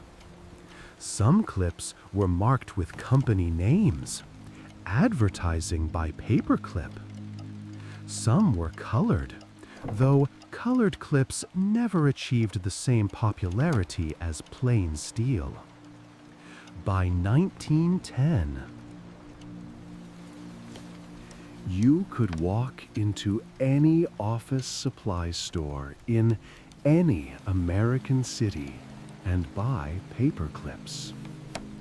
They were sold by weight or by count, usually in small boxes holding 100 or more. They were inexpensive enough that even small businesses and individual professionals could afford them. The spread of paperclips in Europe followed different paths in different countries. In Germany, where office organization and efficiency were highly valued, paperclips were enthusiastically adopted. German manufacturers began producing clips in large quantities, and German offices became some of the most thoroughly paperclipped places in the world. In France, the adoption was slightly slower. French office workers had their own traditions of document management, and there was perhaps a slight resistance to this British innovation. But practicality eventually won out. By 1920, paperclips were common in Parisian offices, though the French sometimes used different sizes and styles than their British or German counterparts. In Russia, paperclips arrived before the Revolution of 1917.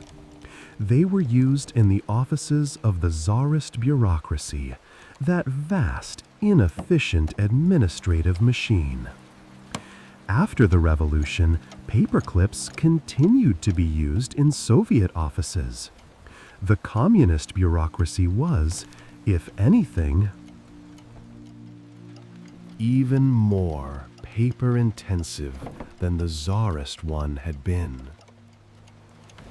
Paperclips were manufactured in Soviet factories, distributed through state supply systems, and used to hold together the endless reports, requisitions, and directives that kept the Soviet system functioning. In Japan, the Meiji Restoration had opened the country to Western technology and methods. Japanese offices, modernizing rapidly, adopted Western organizational systems, including paperclips. Japanese manufacturers began producing clips domestically by the 1920s. But Japanese offices also retained some traditional methods. The art of careful organization, of making things neat and orderly, was highly valued. A Japanese clerk might use paper clips for temporary organization, but would still use more permanent methods, stitching, careful folding for important documents.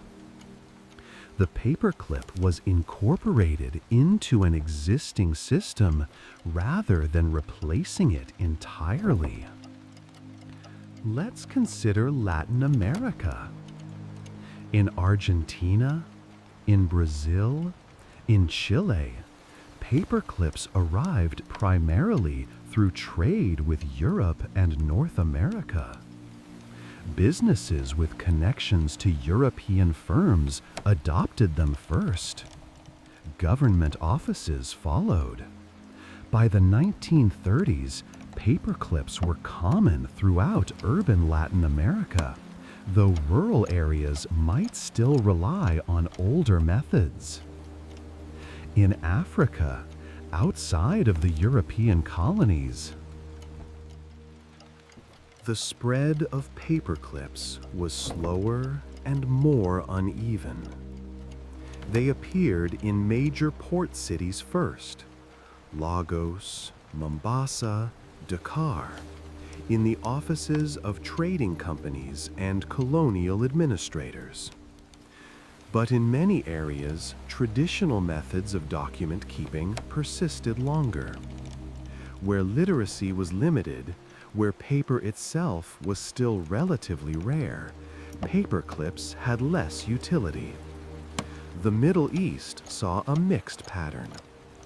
In cosmopolitan cities like Cairo, Beirut, and Istanbul, paperclips were adopted readily.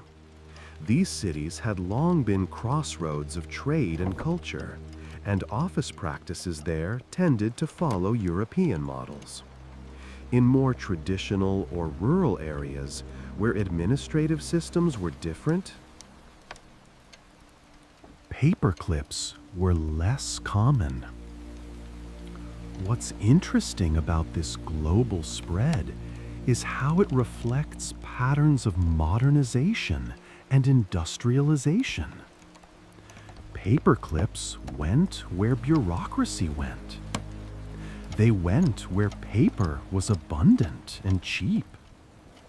They went where time-saving devices were valued, where efficiency was prized over tradition. But they also went everywhere eventually. By the middle of the 20th century, paperclips were truly global.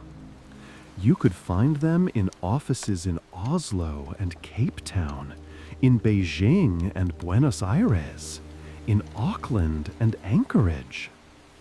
They had become one of those small, mundane objects that exist everywhere humans conduct business.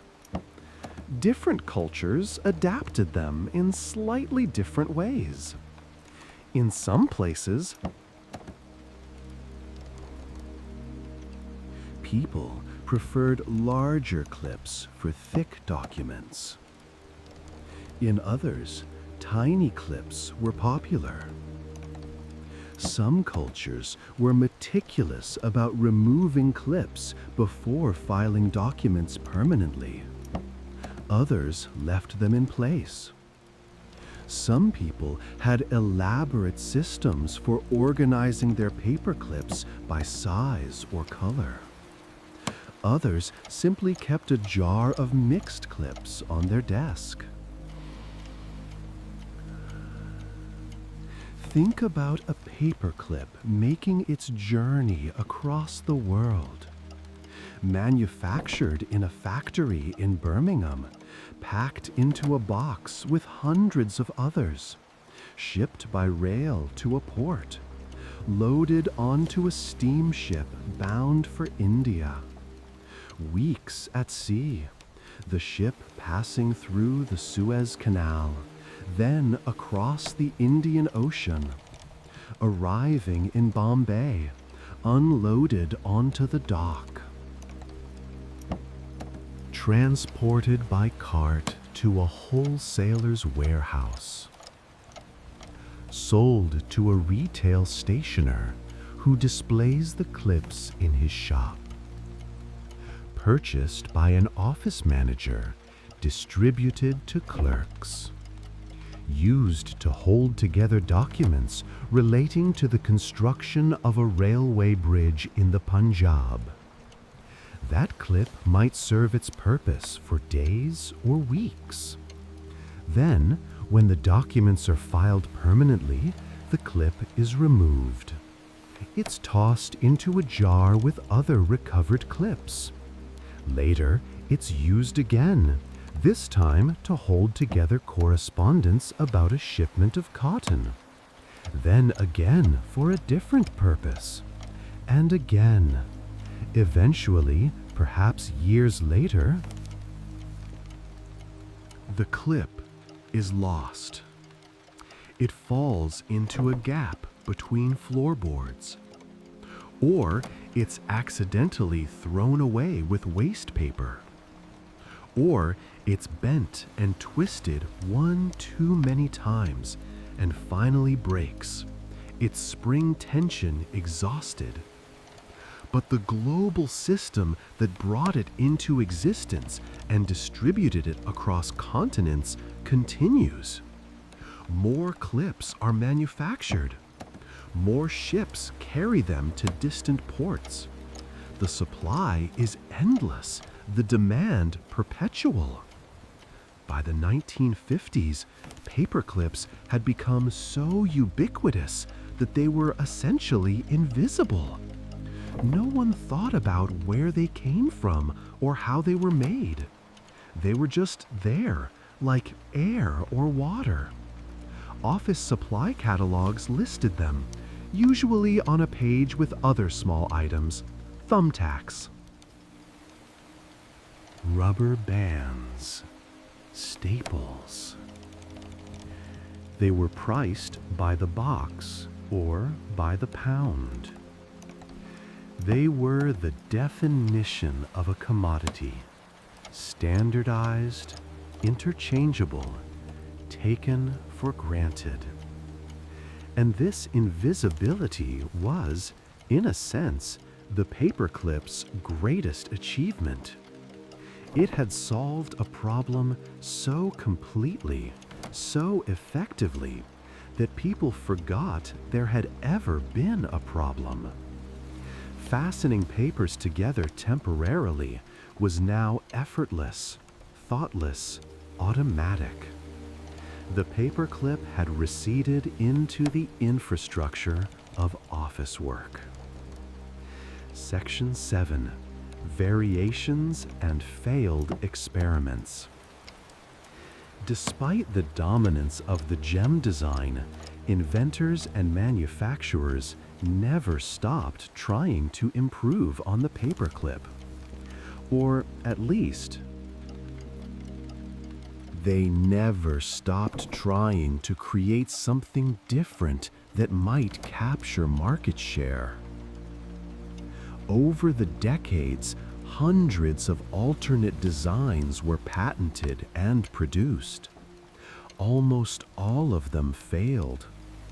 Let's explore some of these variations, these roads not taken in paperclip history.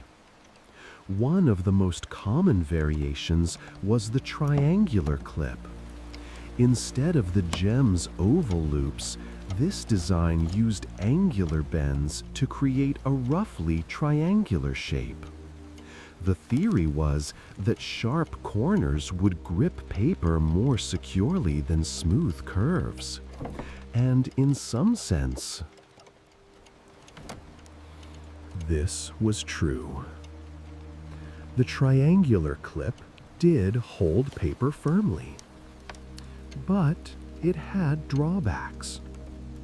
The sharp corners were more likely to catch on other papers in a file. They could puncture paper if you weren't careful. And the sharp bends in the wire created stress points where the metal was more likely to fail. A triangular clip that was used repeatedly would often break at one of the corners. Some offices tried triangular clips, found them slightly inferior to gem clips, and went back to using gems. The triangular design persisted for a while, especially in some European markets, but gradually faded away. Then there was the Gothic clip, patented in the 1930s. This had an elaborate decorative shape, with loops that resembled Gothic arches. It was designed, apparently, for people who wanted their paper clips to be aesthetically pleasing. The Gothic clip was more expensive to manufacture. It required more complex bending operations.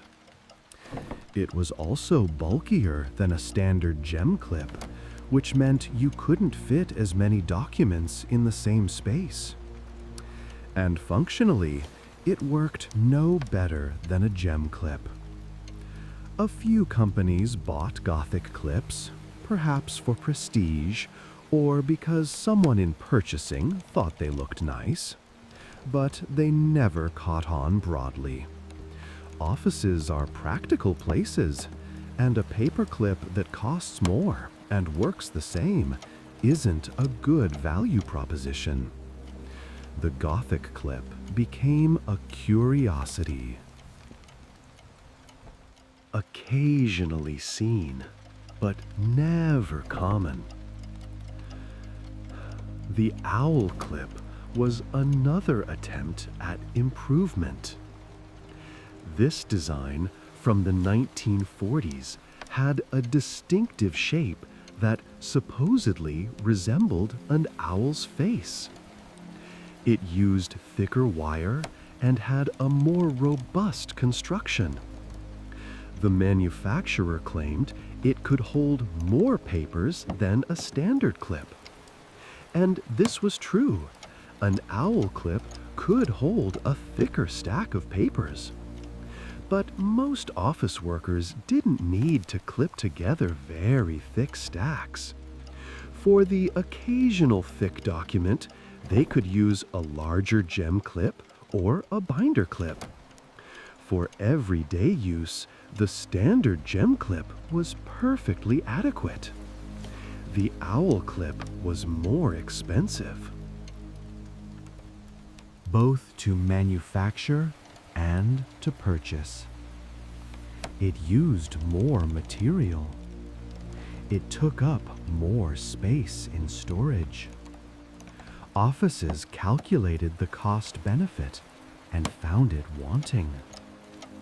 The owl clip remained a niche product, used in specialized applications, never threatening the gem's dominance.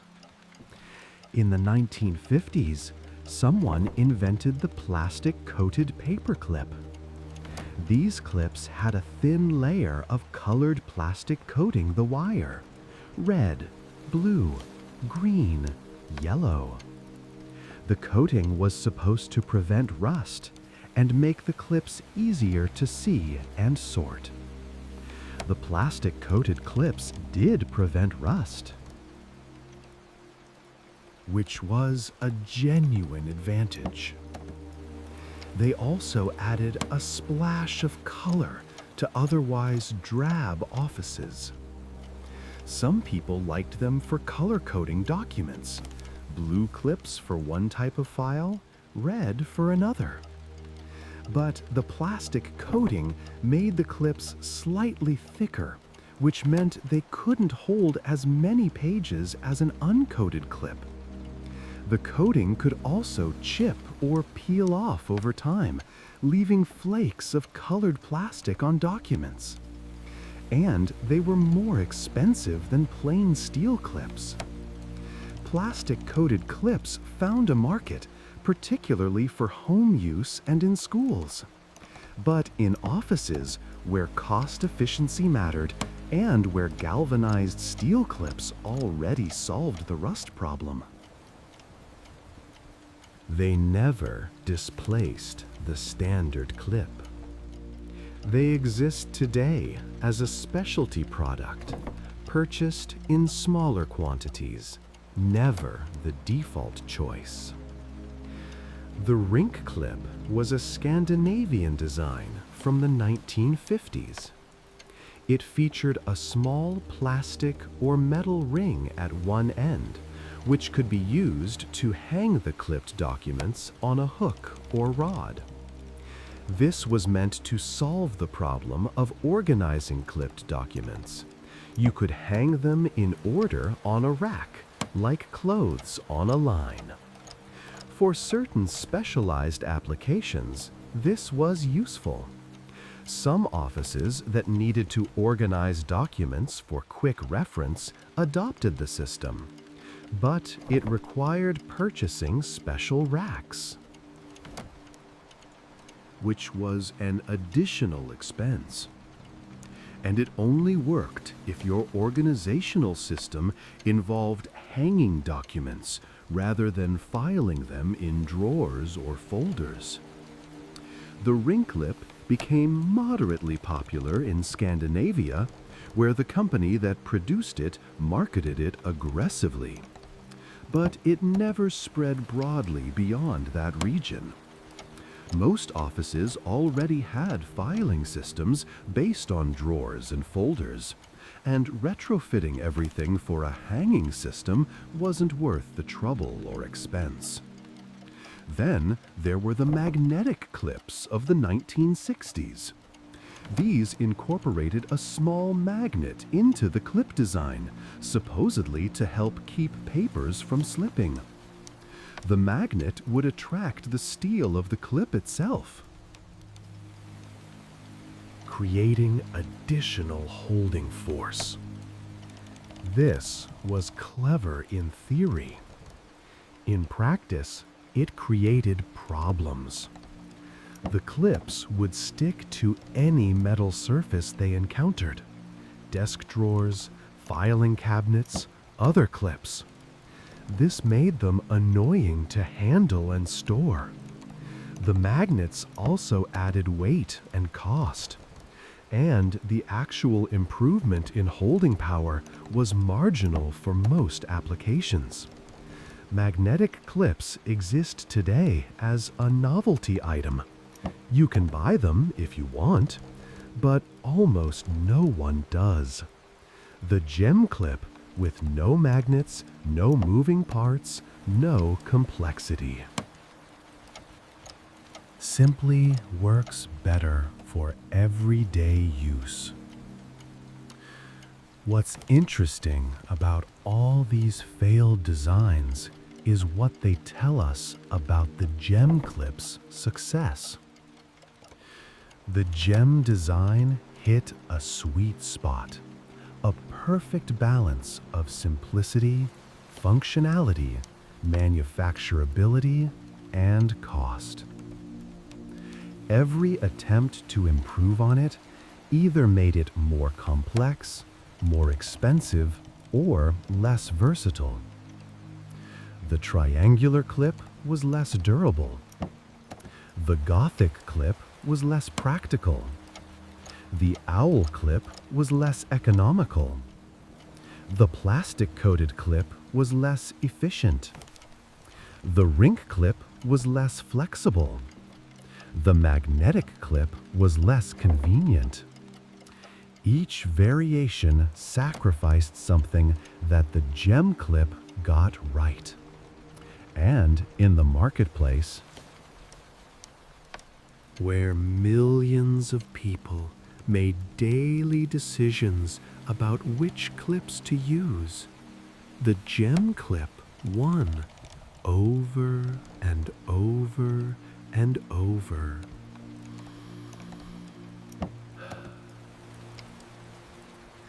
There's a concept in evolutionary biology called local optimum. It refers to a solution that's very good for a particular environment, so good that small variations tend to be worse. The gem paperclip is a local optimum in the design space of paper fasteners. Could there be a better design?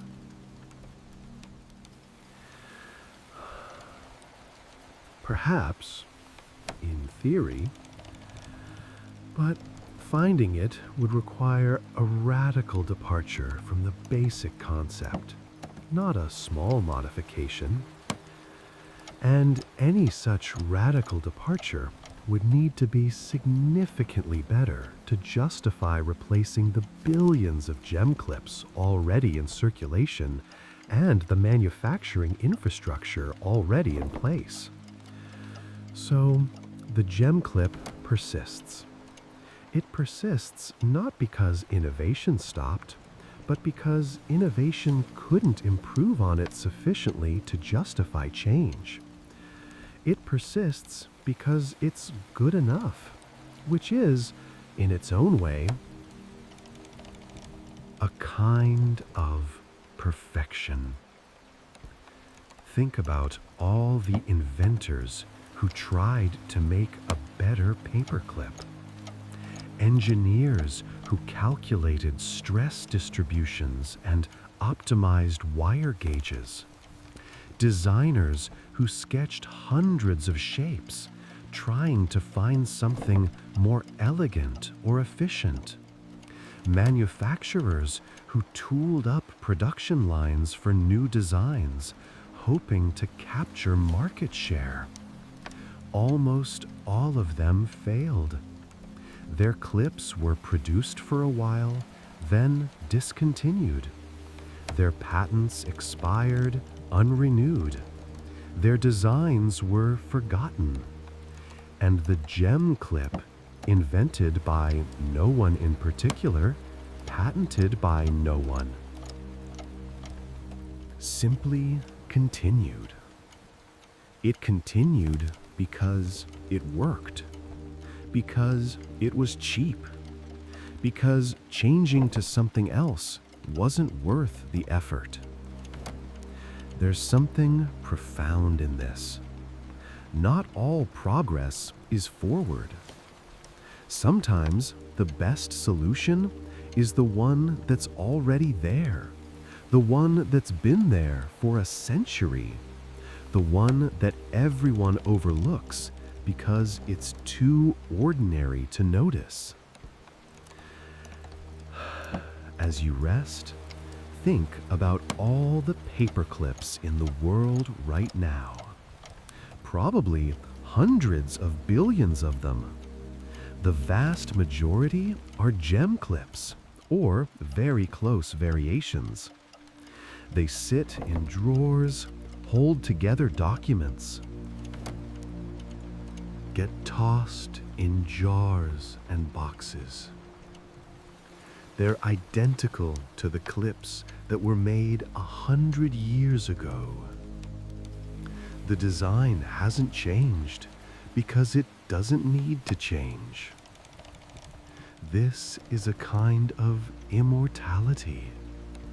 Not the immortality of being remembered, but the immortality of being continuously useful. The gem clip will probably still be in use 100 years from now. Long after we're gone, people will be clipping papers together with the same simple bent wire design.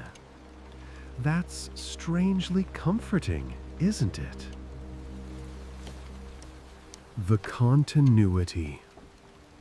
The persistence of simple, effective solutions.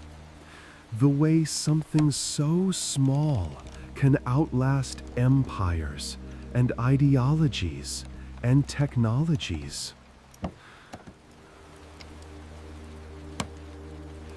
Section 8. The paperclip in daily life. Let's turn now from the grand sweep of history and manufacturing to something more intimate. The paperclip in daily life. How people actually use them, think about them, relate to them, or more often, don't think about them at all. Consider an office worker. Let's call her Susan. In 1965, in a mid-sized American city. Susan works as a secretary in an insurance company. She sits at a desk in a large office with a dozen other secretaries, all of them typing, filing, answering phones. Managing the paper flow of the business. On Susan's desk is a small metal dish, about 3 inches in diameter, filled with paper clips. The dish is utilitarian, nickel-plated, slightly tarnished. It's been on this desk, or desks like it, for years. The paper clips themselves are a mix of sizes, mostly standard number 1, but also a few larger number 3 clips for thick documents, and some small number 0 clips that Susan doesn't use much. Susan reaches for a paperclip dozens of times a day. She does it without thinking. Her hand moves to the dish, her fingers select a clip, she attaches it to papers, all while her attention is elsewhere, on the phone conversation she's having or the letter she's typing. Or the question a coworker is asking. The motion is automatic, practiced. Pick up the clip. Squeeze the outer loop slightly to open it. Slide the papers in. Release. The whole action takes perhaps 2 seconds. She might do this 50 times a day, 250 times a week, 12,000 times a year. And she never, ever thinks about the paperclip itself. It's simply a tool, so familiar that it's invisible. She might as well be thinking about her fingers or her lungs. The paperclip is that much a part of her work routine. But sometimes, in quiet moments, when there's a lull in the work, Susan might pick up a paperclip and bend it absent-mindedly. Straighten out the outer loop. Twist the wire slightly. Not to make anything, not with any purpose, just the fidgeting motion of idle hands. Millions of paperclips have been destroyed this way, bent and twisted beyond use, not out of malice or need, but simply because human hands like to manipulate small objects. It's a form of stress relief, perhaps, or just a way to occupy the fingers while the mind is elsewhere. Susan might unbend a clip entirely, creating a straight piece of wire. Then she might use that wire to clean under her fingernails, or to press the reset button on a jammed adding machine. or to fish out a stuck key on her typewriter. The paperclip, transformed, serves a new purpose. This adaptability is one of the paperclip's hidden virtues. It's meant to hold papers, but it can be repurposed for countless other small tasks. It's a makeshift tool, always available, easily modified. In Susan's office, there are informal rules about paperclips, though these rules are never written down. You remove clips before filing documents permanently in the large filing cabinets. The clips go into a jar to be reused. This is partly about economy. Paper clips cost money, even if only a tiny amount, and partly about keeping the files neat. Clipped documents are thicker, harder to organize in drawers. But temporary files, documents that will be reviewed and updated and eventually discarded, those stay clipped. Susan maintains several sets of working files on her desk. Current week's correspondence, pending insurance claims, documents waiting for signatures. Each set is clipped together, keeping it organized but accessible. When she needs to add a document to a set, she unclips it, inserts the new page in the right order, and reclips it. When she needs to remove a document, she unclips, extracts, reclips. The paperclip makes this process fast and fluid. Without paperclips, Susan would need a different system. Perhaps she'd use folders, but folders are bulkier and more expensive, and not everyone in the office has enough desk space for multiple folders. Perhaps she'd use rubber bands, but rubber bands deteriorate over time, becoming sticky or brittle. Perhaps she'd just stack papers loose, but loose papers shift and intermix, creating disorder. The paperclip is the solution she doesn't have to think about. It works quietly, invisibly, perfectly. Now consider a different person in a different context. A university student, let's call him David, in 1978. David is writing his senior thesis on economic history. He's accumulated hundreds of pages of notes, photocopies of journal articles, pages torn from library books, which he really shouldn't do, handwritten notes from his reading, draft paragraphs of his own writing. David organizes this chaos with paper clips. Each chapter of his thesis has its own stack of materials clipped together. Within each chapter stack, related materials are clipped in smaller groups. A photocopy of a relevant article, clipped together with his notes on that article, and a draft paragraph incorporating its ideas. His desk is covered with these clipped stacks. His roommate, visiting his room, jokes that it looks like a paper factory exploded. But David knows where everything is.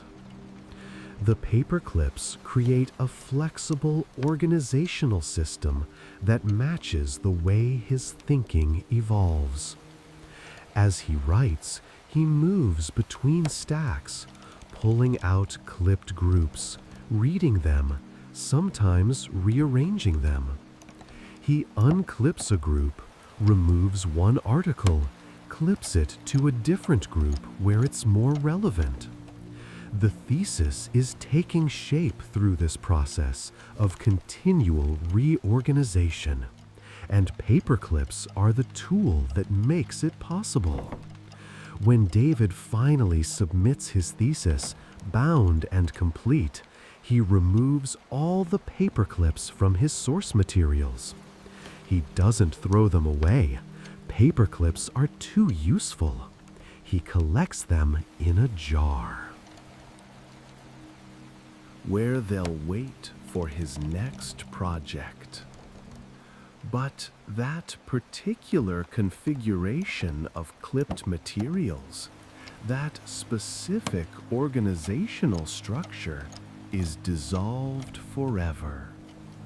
The paper clips that held it together move on to other tasks. Or consider a teacher, Mrs. Rodriguez, in a high school in 1989. She teaches English literature to juniors and seniors. Each student submits essays, which she must grade and return.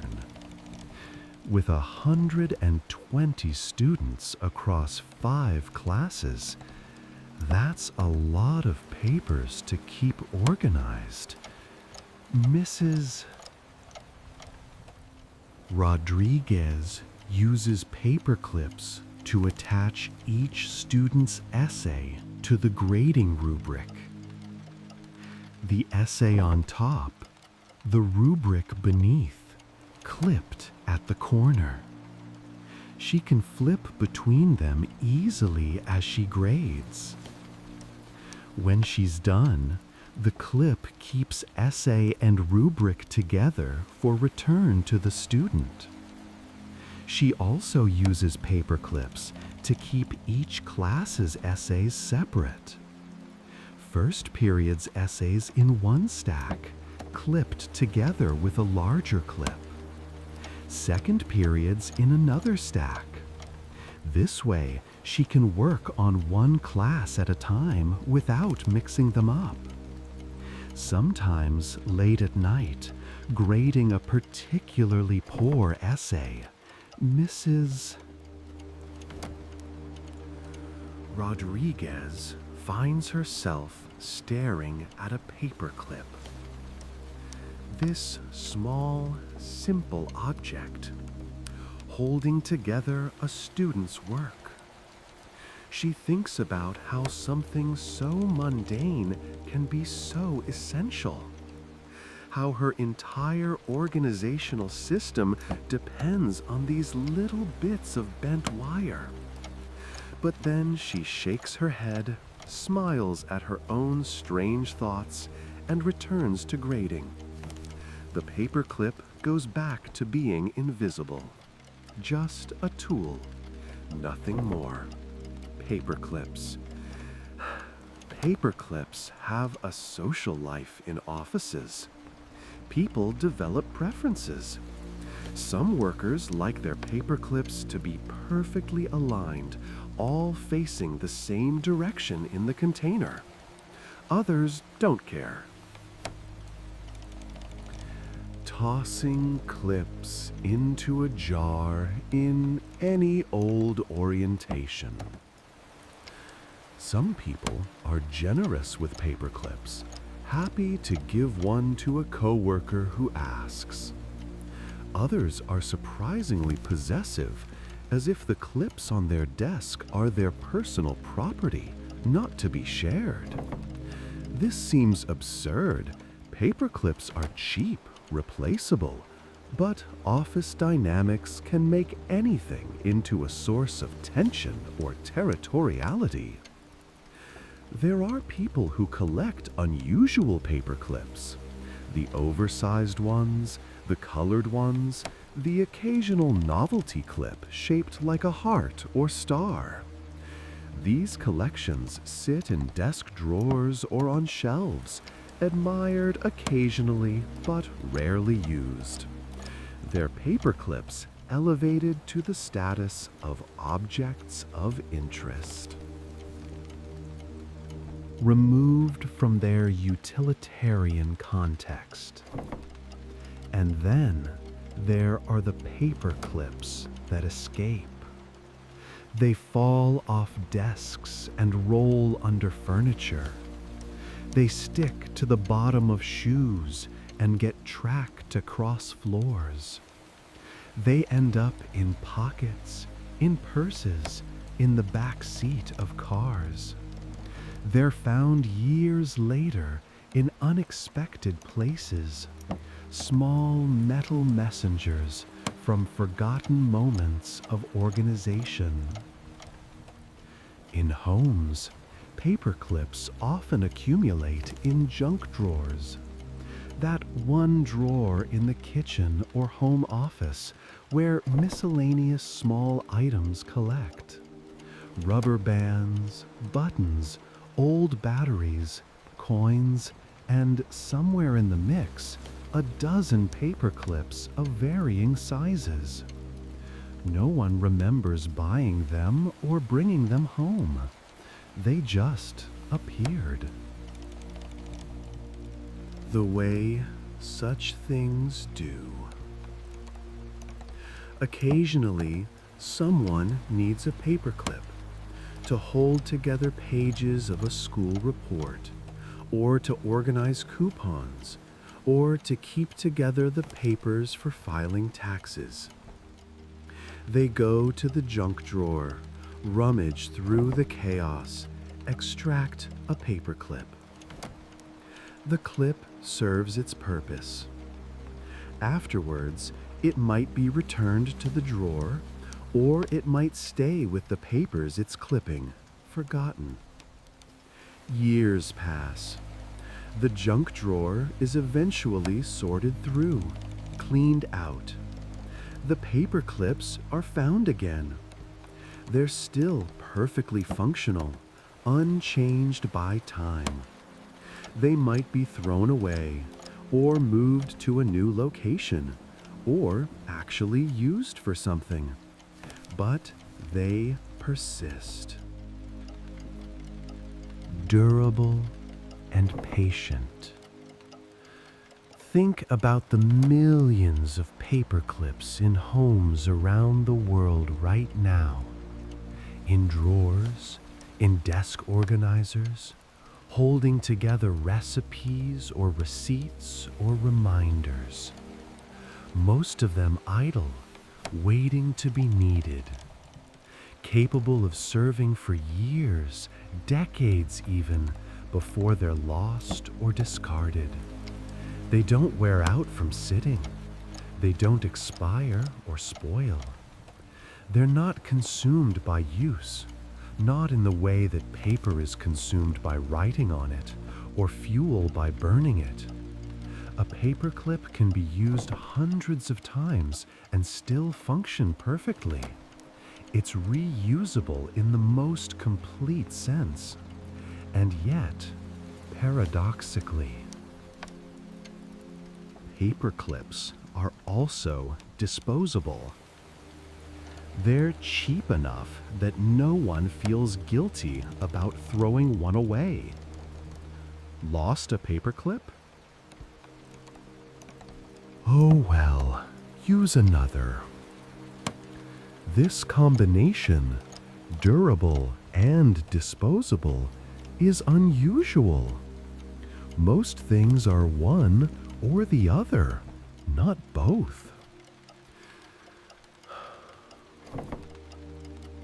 There's an intimacy to paperclips, isn't there?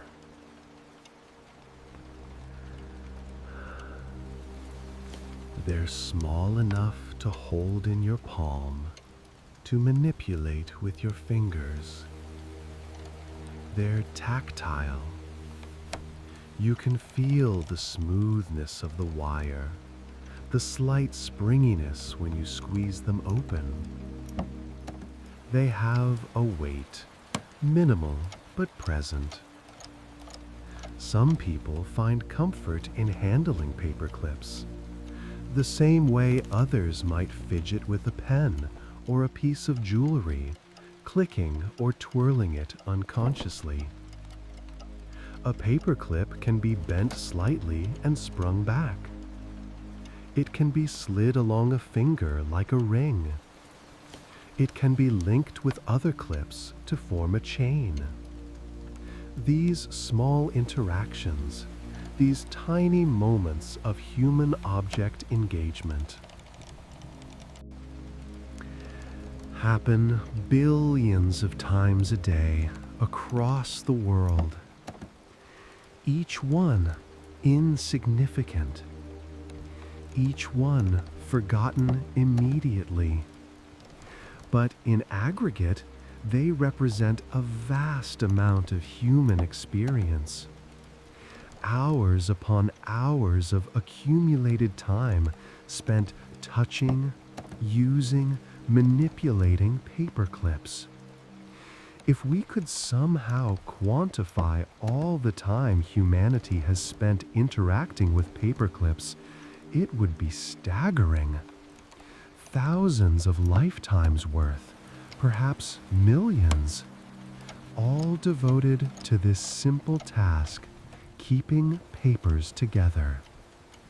And almost none of it remembered, almost none of it considered significant. It happens in the background, beneath conscious awareness. But that's the nature of the mundane. It's everywhere, all the time. And precisely because of that, it's invisible. We reserve our attention for the unusual, the dramatic, the novel. The ordinary slips past unnoticed. And yet, the ordinary is where we actually live. Not in dramatic moments, but in routine ones. Not in grand events, but in small actions repeated endlessly. The paperclip is a reminder of this. A small, bent piece of wire that represents the texture of daily life. Rest now. Let your thoughts drift. Think of all the papers you've ever clipped together, all the documents organized and reorganized, all the temporary structures created and dissolved. The paperclip was there for all of it. Silent and unnoticed, serving faithfully, asking nothing in return. There's something almost noble in that, isn't there? Humble service, quiet utility, no need for recognition or praise. Just doing its job, day after day, year after year, decade after decade. The paperclip doesn't know it's a paperclip. It has no awareness of its purpose or its history. It simply is what it is and does what it does. And that's enough. More than enough. More than enough. Section 9. The Hidden Symbolism. We're nearly at the end of our journey now. But before we finish, we should touch on something unexpected. The paperclip, this most utilitarian of objects, has occasionally taken on symbolic meaning, become something more than just a fastener. These moments are rare. But they're worth noting. The most famous example comes from World War II.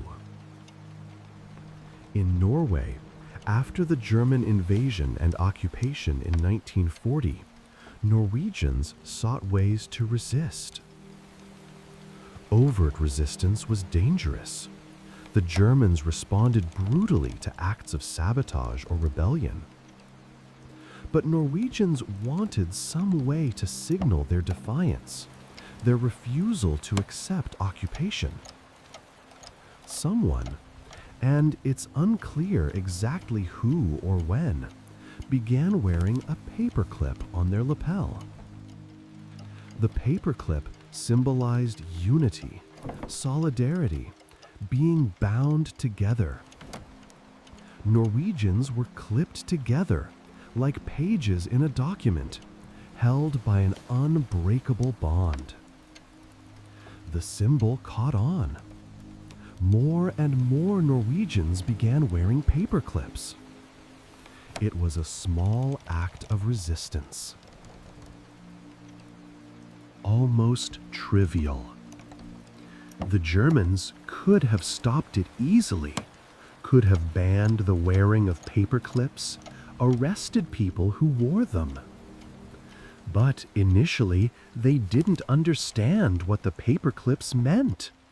They seemed too innocuous to be dangerous. By the time the occupation authorities realized the paperclip had become a symbol of resistance, it was too widespread to suppress without looking foolish. How do you ban a simple office supply? And so, the paperclip persisted, a quiet act of defiance worn openly. This wasn't heroic resistance in the traditional sense. No one was sabotaging factories or hiding resistance fighters because they wore a paperclip. But it mattered psychologically. It was a way of saying, I am still Norwegian. I am still part of this community. I have not given in. After the war, this story became part of Norwegian national memory. The paperclip became a symbol of Norwegian identity and resilience. This is partly why Johan Vaaler, despite not actually inventing the modern paperclip, became a national hero. The paperclip itself had taken on such significance that Norwegians wanted to claim it as their own invention. The truth was less important than the meaning. The paperclip stood for something: unity, resistance, identity. Whether a Norwegian had actually invented it was secondary to what it represented. There's a memorial in Norway today, outside a high school, featuring a giant paperclip sculpture. It's perhaps 6 feet tall, made of steel. Weathered by time and the elements. Students pass by it every day, most of them probably without giving it much thought. But it stands as a reminder that even the most ordinary object can become extraordinary under the right circumstances. In other contexts, paperclips have been used as teaching tools, symbols of connection and organization. Teachers have used chains of paperclips to illustrate concepts. Link them together to show how things connect. Use them in math lessons to demonstrate counting or patterns. Employ them in physics to discuss properties of materials, elasticity, tensile strength. Metal fatigue. There's something democratic about using a paperclip for teaching. Unlike specialized equipment that only schools can afford, paperclips are available to everyone. A lesson illustrated with paperclips can be replicated anywhere by anyone. The paperclip becomes a universal teaching aid, accessible and egalitarian. Some artists have used paperclips in their work. Sculptures made entirely of linked paperclips. Photographs featuring paperclips arranged in patterns. Installations where thousands of clips hang from wires, creating shimmering curtains of steel. In these contexts, the paperclip is defamiliarized, removed from its office context, and placed in a gallery. It becomes strange again. Viewers see it anew, notice its shape and materiality in a way they never would in an office.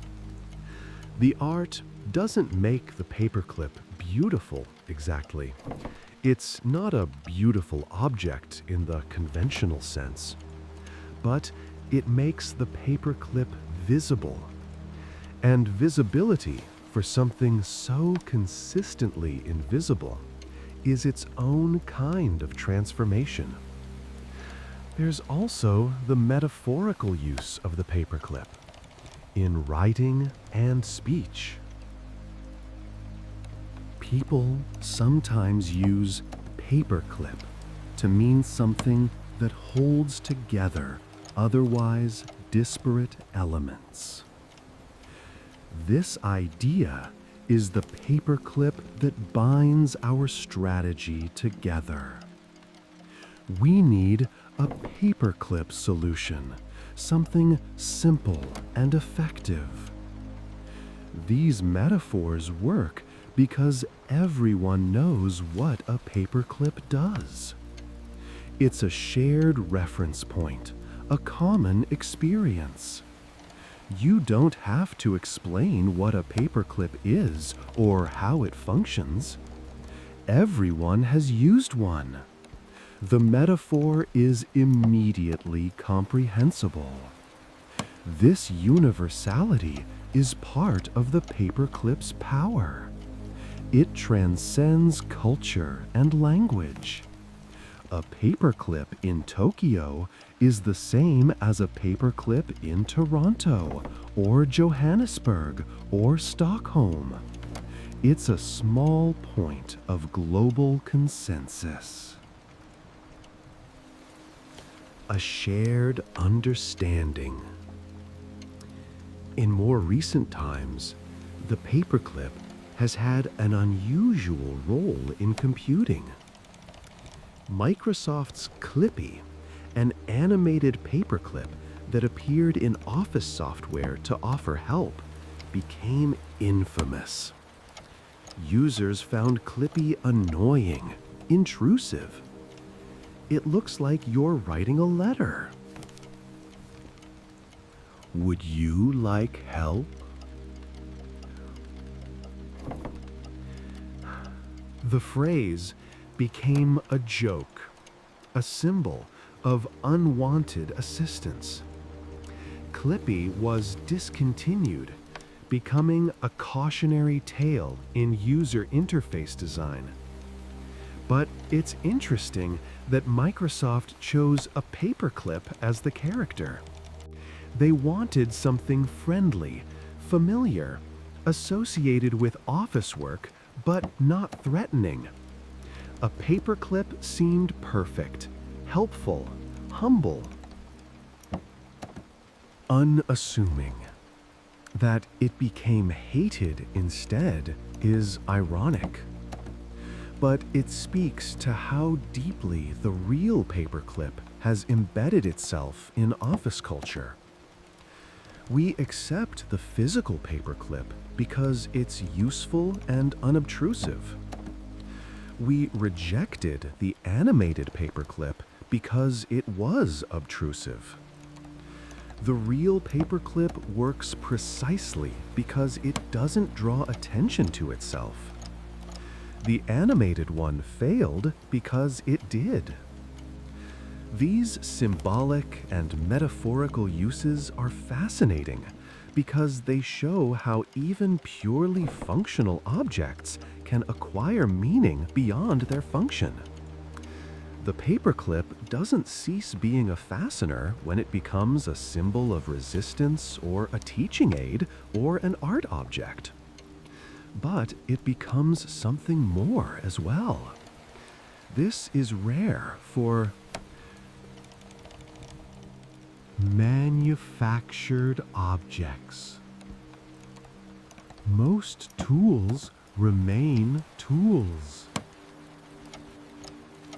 never crossing the boundary into the symbolic. The paperclip has done so multiple times in multiple contexts. Perhaps this is because it's so simple and so ubiquitous. It's a blank canvas, in a sense, available for projection of meaning.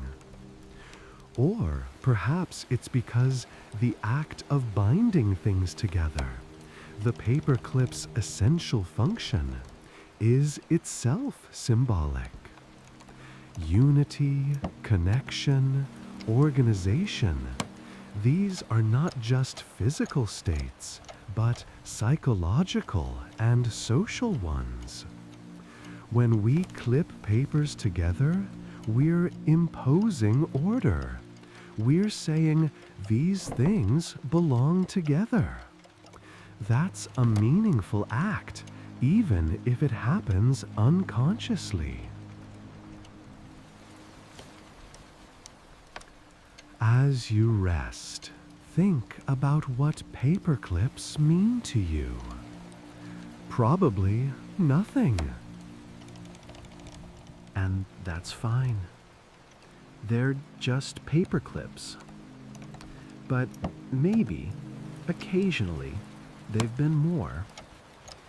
Maybe you've used one in an unexpected way, or found one in an unexpected place, and for a moment, it wasn't invisible. For a moment, it was just there, present, real. Those moments are worth noticing, even if only briefly. The moments when the ordinary becomes visible, when we see what's been there all along. The paperclip, in its various meanings and uses, reminds us that the mundane and the meaningful aren't opposed. The everyday object can carry significance. The tool can become a symbol. The invisible can be seen. But mostly, the paperclip is just a paperclip. And that's enough. That's perfect. Closing. And so we've wandered together through the undramatic history of the paperclip. From iron ore to finished product. From invention to global adoption. From factory floors to office desks to junk drawers.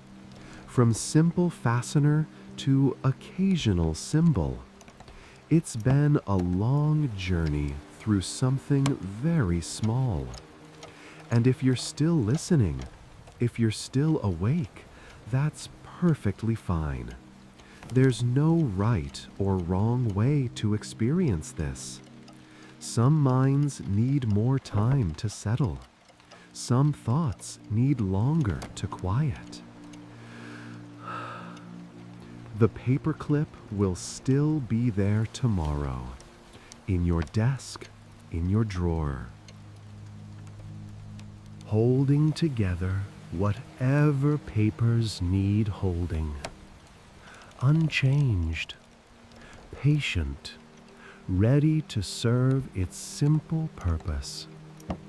And perhaps now, when you see a paperclip, you'll think for just a moment about its history, about the wire that was drawn and bent, about the factories where they were made, about all the papers they've held, all the temporary order they've created. Or perhaps you won't think about it at all.